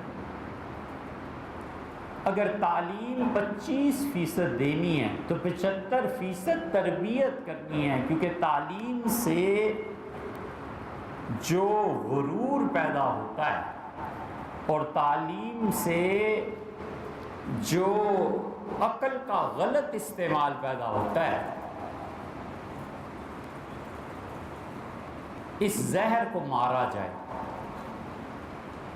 یہ ملک جو توڑا ہے نا پڑھے لکھوں نہیں توڑا ہے، یہ اس ملک میں جو تباہیاں مچ رہی ہیں یہ پڑھے لکھوں ہی کا انجام ہے۔ یہ افغانستان میں جو کچھ ہو رہا ہے یہ ماشاءاللہ پڑھے لکھے ہی بم بناتے ہیں۔ جو راجہ بازار میں سبزی بیچتا ہے اس کے وہاں گمان بھی نہیں گزرتا، یہ سب تعلیم یافتہ ہی ہیں۔ اور جو سرے محل کے مالک، ان کے گواہ اور وزیر اعظم اور کیا کیا ہوتا ہے، اور جن کے اکاؤنٹ سب نکل رہے ہیں نا وہ پتہ نہیں پاناما لیکس میں، یہ سب پڑھے لکھے ہی ہیں، یہ ماشاءاللہ گریجویٹس ہی ہیں اور PhD ڈاکٹرز ہی ہیں۔ ان کے علم کا زہر نہیں مارا گیا۔ اب تو کھیرے ایسے ہی کھا لیتے ہیں، پتہ نہیں ہوتا ہوگا لیکن پرانے زمانے میں کھیرے کو ذرا سا ملتے تھے تاکہ اس کا زہر سفید جھاگ نکل جائے۔ یہ زہر جو علم کا ہے نا، یہ علم کا زہر کبر ہے۔ ہم چما دیگرے نیز، جیسا میں ہوں ایسا کوئی ہے ہی نہیں۔ اور اس علم کا زہر عقل کا غلط استعمال ہے۔ یہ جتنی بیوہ عورتیں لٹتی ہیں اور جتنی بچیوں کی ناجائز شادیاں ہوتی ہیں اور جتنے یہ معصوم لڑکے بھی شادیوں میں مارے جاتے ہیں، یہ سب کالی یونیورسٹی کا علم ہی ہے۔ لڑکے کا باہر چل گیا تو اس کا، لڑکی کا چل گیا تو اس کا، یہ سارے پڑھے لکھے ہی لکھوں ہی کے افسانے ہیں، سمجھے۔ 25% اگر علم دینا ہے نا یونیورسٹی بنا کے، 75% تربیت کرنی ہے کہ بیٹے محبت، عشق اور یہ چیزیں بھول جاؤ، سیدھی طرح منہ لگ کے کام کرو جو کام کرنے کا ہے، جب وقت آیا تو کرتے رہنا۔ یہ ہے طریقہ۔ اس لیے مضامین کون سے پڑھائے جائیں، زبانیں کون سی، یہ بنیادی تبدیلیاں ہیں جو ہمارے نصاب میں ہونی چاہیے۔ اگر ہمارے کالج اور یونیورسٹی کے بچے ڈاکٹرز قرآن، ایک چھوٹی سی کتاب جو مسائل، مثلا ابتدا میں پاکی ناپاکی اور نماز کے مسائل، بس کافی ہے۔ اس سے زیادہ آپ حج کیوں پڑھا رہے ہیں؟ اس بچے نے کوئی حج کرنا ہے، مت پڑھائیں اسے حج۔ بڑا ہو جائے، زکوٰۃ آ جائے، اسے زکوٰۃ سکھائیے کہ زکوٰۃ کیسے دیتے ہیں، زکوٰۃ کا نصاب کیا ہے۔ حج پہ جانا ہے اس کے لیے ایک اسپیشل کورس ہے، بیٹے یہ جائیے کورس کیجئے، پبلک کرے کورس، حج پہ جاؤ، بس ختم۔ حج کو نصاب میں کیوں پڑھانا ہے؟ وجہ چھوڑ دو، نہ بچوں کا وقت ضائع کرو۔ سلیکٹیو یہ سٹڈیز ہوتی ہیں، دنیا بھر میں ہوتی ہیں، یہ کروانی چاہیے۔ اسی طرح اور چیزیں ہیں۔ بغداد کے تعلیمی نظام کی کیا خصوصیات تھیں؟ بغداد کا تعلیمی نظام کوئی خاص نہیں تھا، ایسے ہی بے وقوف سے لوگ تھے، بس اس نصاب تعلیم سے ابو علی سینا پیدا ہو گئے، امام غزالی پیدا ہو گئے، فارابی پیدا ہو گئے، کندی پیدا ہو گئے اور البیرونی پیدا ہو گئے ہیں، اور محمود غزنوی بھی، اور بابر بھی پڑھایا، عجیب بات ہے۔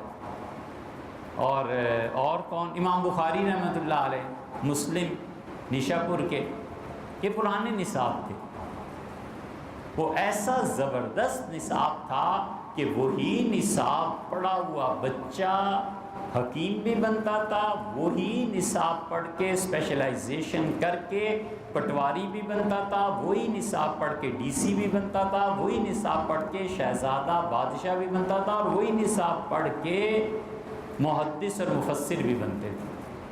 بیسک چیزیں ہر ایک بچے کے لیے ایک ہی جیسی تھی تاکہ انسان تعلیم حاصل کر کے انسان بنے، تعلیم برائے معاش نہیں تھی۔ پھر اس کے بعد جب وہ تھوڑا بہت انسان بن جاتا تھا نا تو اسے کہتے تھے اب اسپیشلائزیشن کرو، حدیث میں کرنی ہے پڑھو یہ تفسیر میں یہ طب میں کرنی ہے یہ چیزیں آپ پڑھیے، انجینئرنگ میں کرنی ہے یہ چیزیں پڑھو، تعمیر میں مہندس یہ کرنی ہے یہ چیزیں پڑھو۔ مثلاً تعمیر میں جو بچہ جاتا تھا نا سب کچھ پڑھا کے اسے سکھاتے تھے کہ چھت کیسے ڈالنا ہے، سرد علاقوں میں چھت کیسے ڈالنا ہے، گرم علاقوں میں چھت کیسے ڈالنا ہے۔ لاہور کے جو مستری تھے وہ دوسری جگہ کام نہیں کر سکتے تھے، اس لیے کہ لاہور میں شدید گرمی تھی نا، تو یہ گرمی کے چھت ایسے گھروں کے ڈالتے تھے کہ یہ جو چھت ہے ایک یہ اور اس کے درمیان گیپ اور اس کے اوپر ایک اور چھت اور چھت کے اوپر ایک اور لیئر، تو نتیجہ یہ کہ دماغ ٹھنڈا رہتا، طلاق نہیں دیتے تھے جلدی جلدی، آرام سے سوتے تھے۔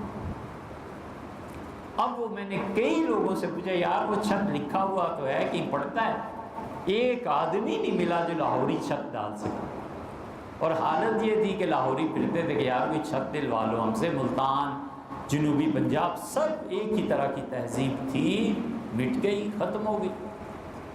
اب آپ کے ہاں ایک مسجد اسلام آباد میں بن رہی ہے، کبھی اسے دیکھنا، سرخی جو پرانے زمانے میں استعمال ہوتی، سرخی چونا اور مٹی کچھ حصے لے کے وہ اس کا مسالہ بنا کے ایک مسجد بنا رہے ہیں، نہ سریے کا استعمال ہے نہ سیمنٹ کا استعمال ہے۔ جو بنا رہے تھے ہم نے ویسے پوچھا، ہم نے کہا چندہ کدھر سے کرنا ہے، کہنے کی ضرورت کیا ہے، ہم نے کہا سریا سیمنٹ نہ مہنگا، ان کا استعمال ہی نہیں کرنا، ان کے کیسے، پھر انہوں نے تفصیل بتائی، یہ ڈھوپڑی موڑ ہے نا اس سے پیٹرول پمپ ہے، پمپ سے جب اسلام آباد کی طرف ٹرن لیتے ہیں ایک روڈ تو نکل جاتی ہے ادھر کو فیض آباد کو، اور ایک روڈ ادھر اسلام آباد کی، جو ہی آپ ٹرن اسلام آباد کی طرف لیں گے لیفٹ ہینڈ سائڈ پہ پہلے خانقاہ لکھا ہوا ہوتا تھا، اب ٹی وی پروگرام کی وجہ سے ہمارے دوست ہیں انہوں نے خانقاہ مٹا دیا، مسجد لکھی ہوئی ہے۔ یہ مسجد جو بنا رہے ہیں نا یہ مسجد خالص مغلوں کے سٹائل کی بن رہی ہے، نہ اس میں اے سی لگنے ہیں، نہ اس میں سیمنٹ ہے نہ سریا ہے، کچھ بھی نہیں ہے، اور سادہ سی مسجد اور ایسی ٹھنڈی ہے کہ کمال کی ٹھنڈی۔ کوری روڈ پہ ایک مسجد ہے، یہ مسجد تابعین کے زمانے کی ہے، صحابہ رضی اللہ عنہ کو فوراً بعد اللہ کے بندے یہاں کہیں آ گئے تھے، انہوں نے ایک مسجد بنائی ہے۔ جون جولائی کی اس گرمی میں آپ کوری روڈ پہ جائیں، آپ پسینے میں نہائے ہوئے جو ہی اندر جائیں تو آدمی کہتا ہے یار اے سی کہاں لگا ہوا، اے سی کچھ نہیں، اتنی ٹھنڈی مسجد، اب تو زمین میں دستی چلی جا رہی۔ آخری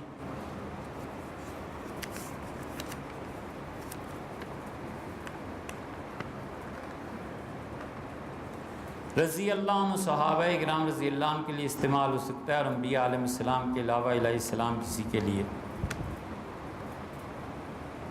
اسے آئندہ پہ چھوڑو۔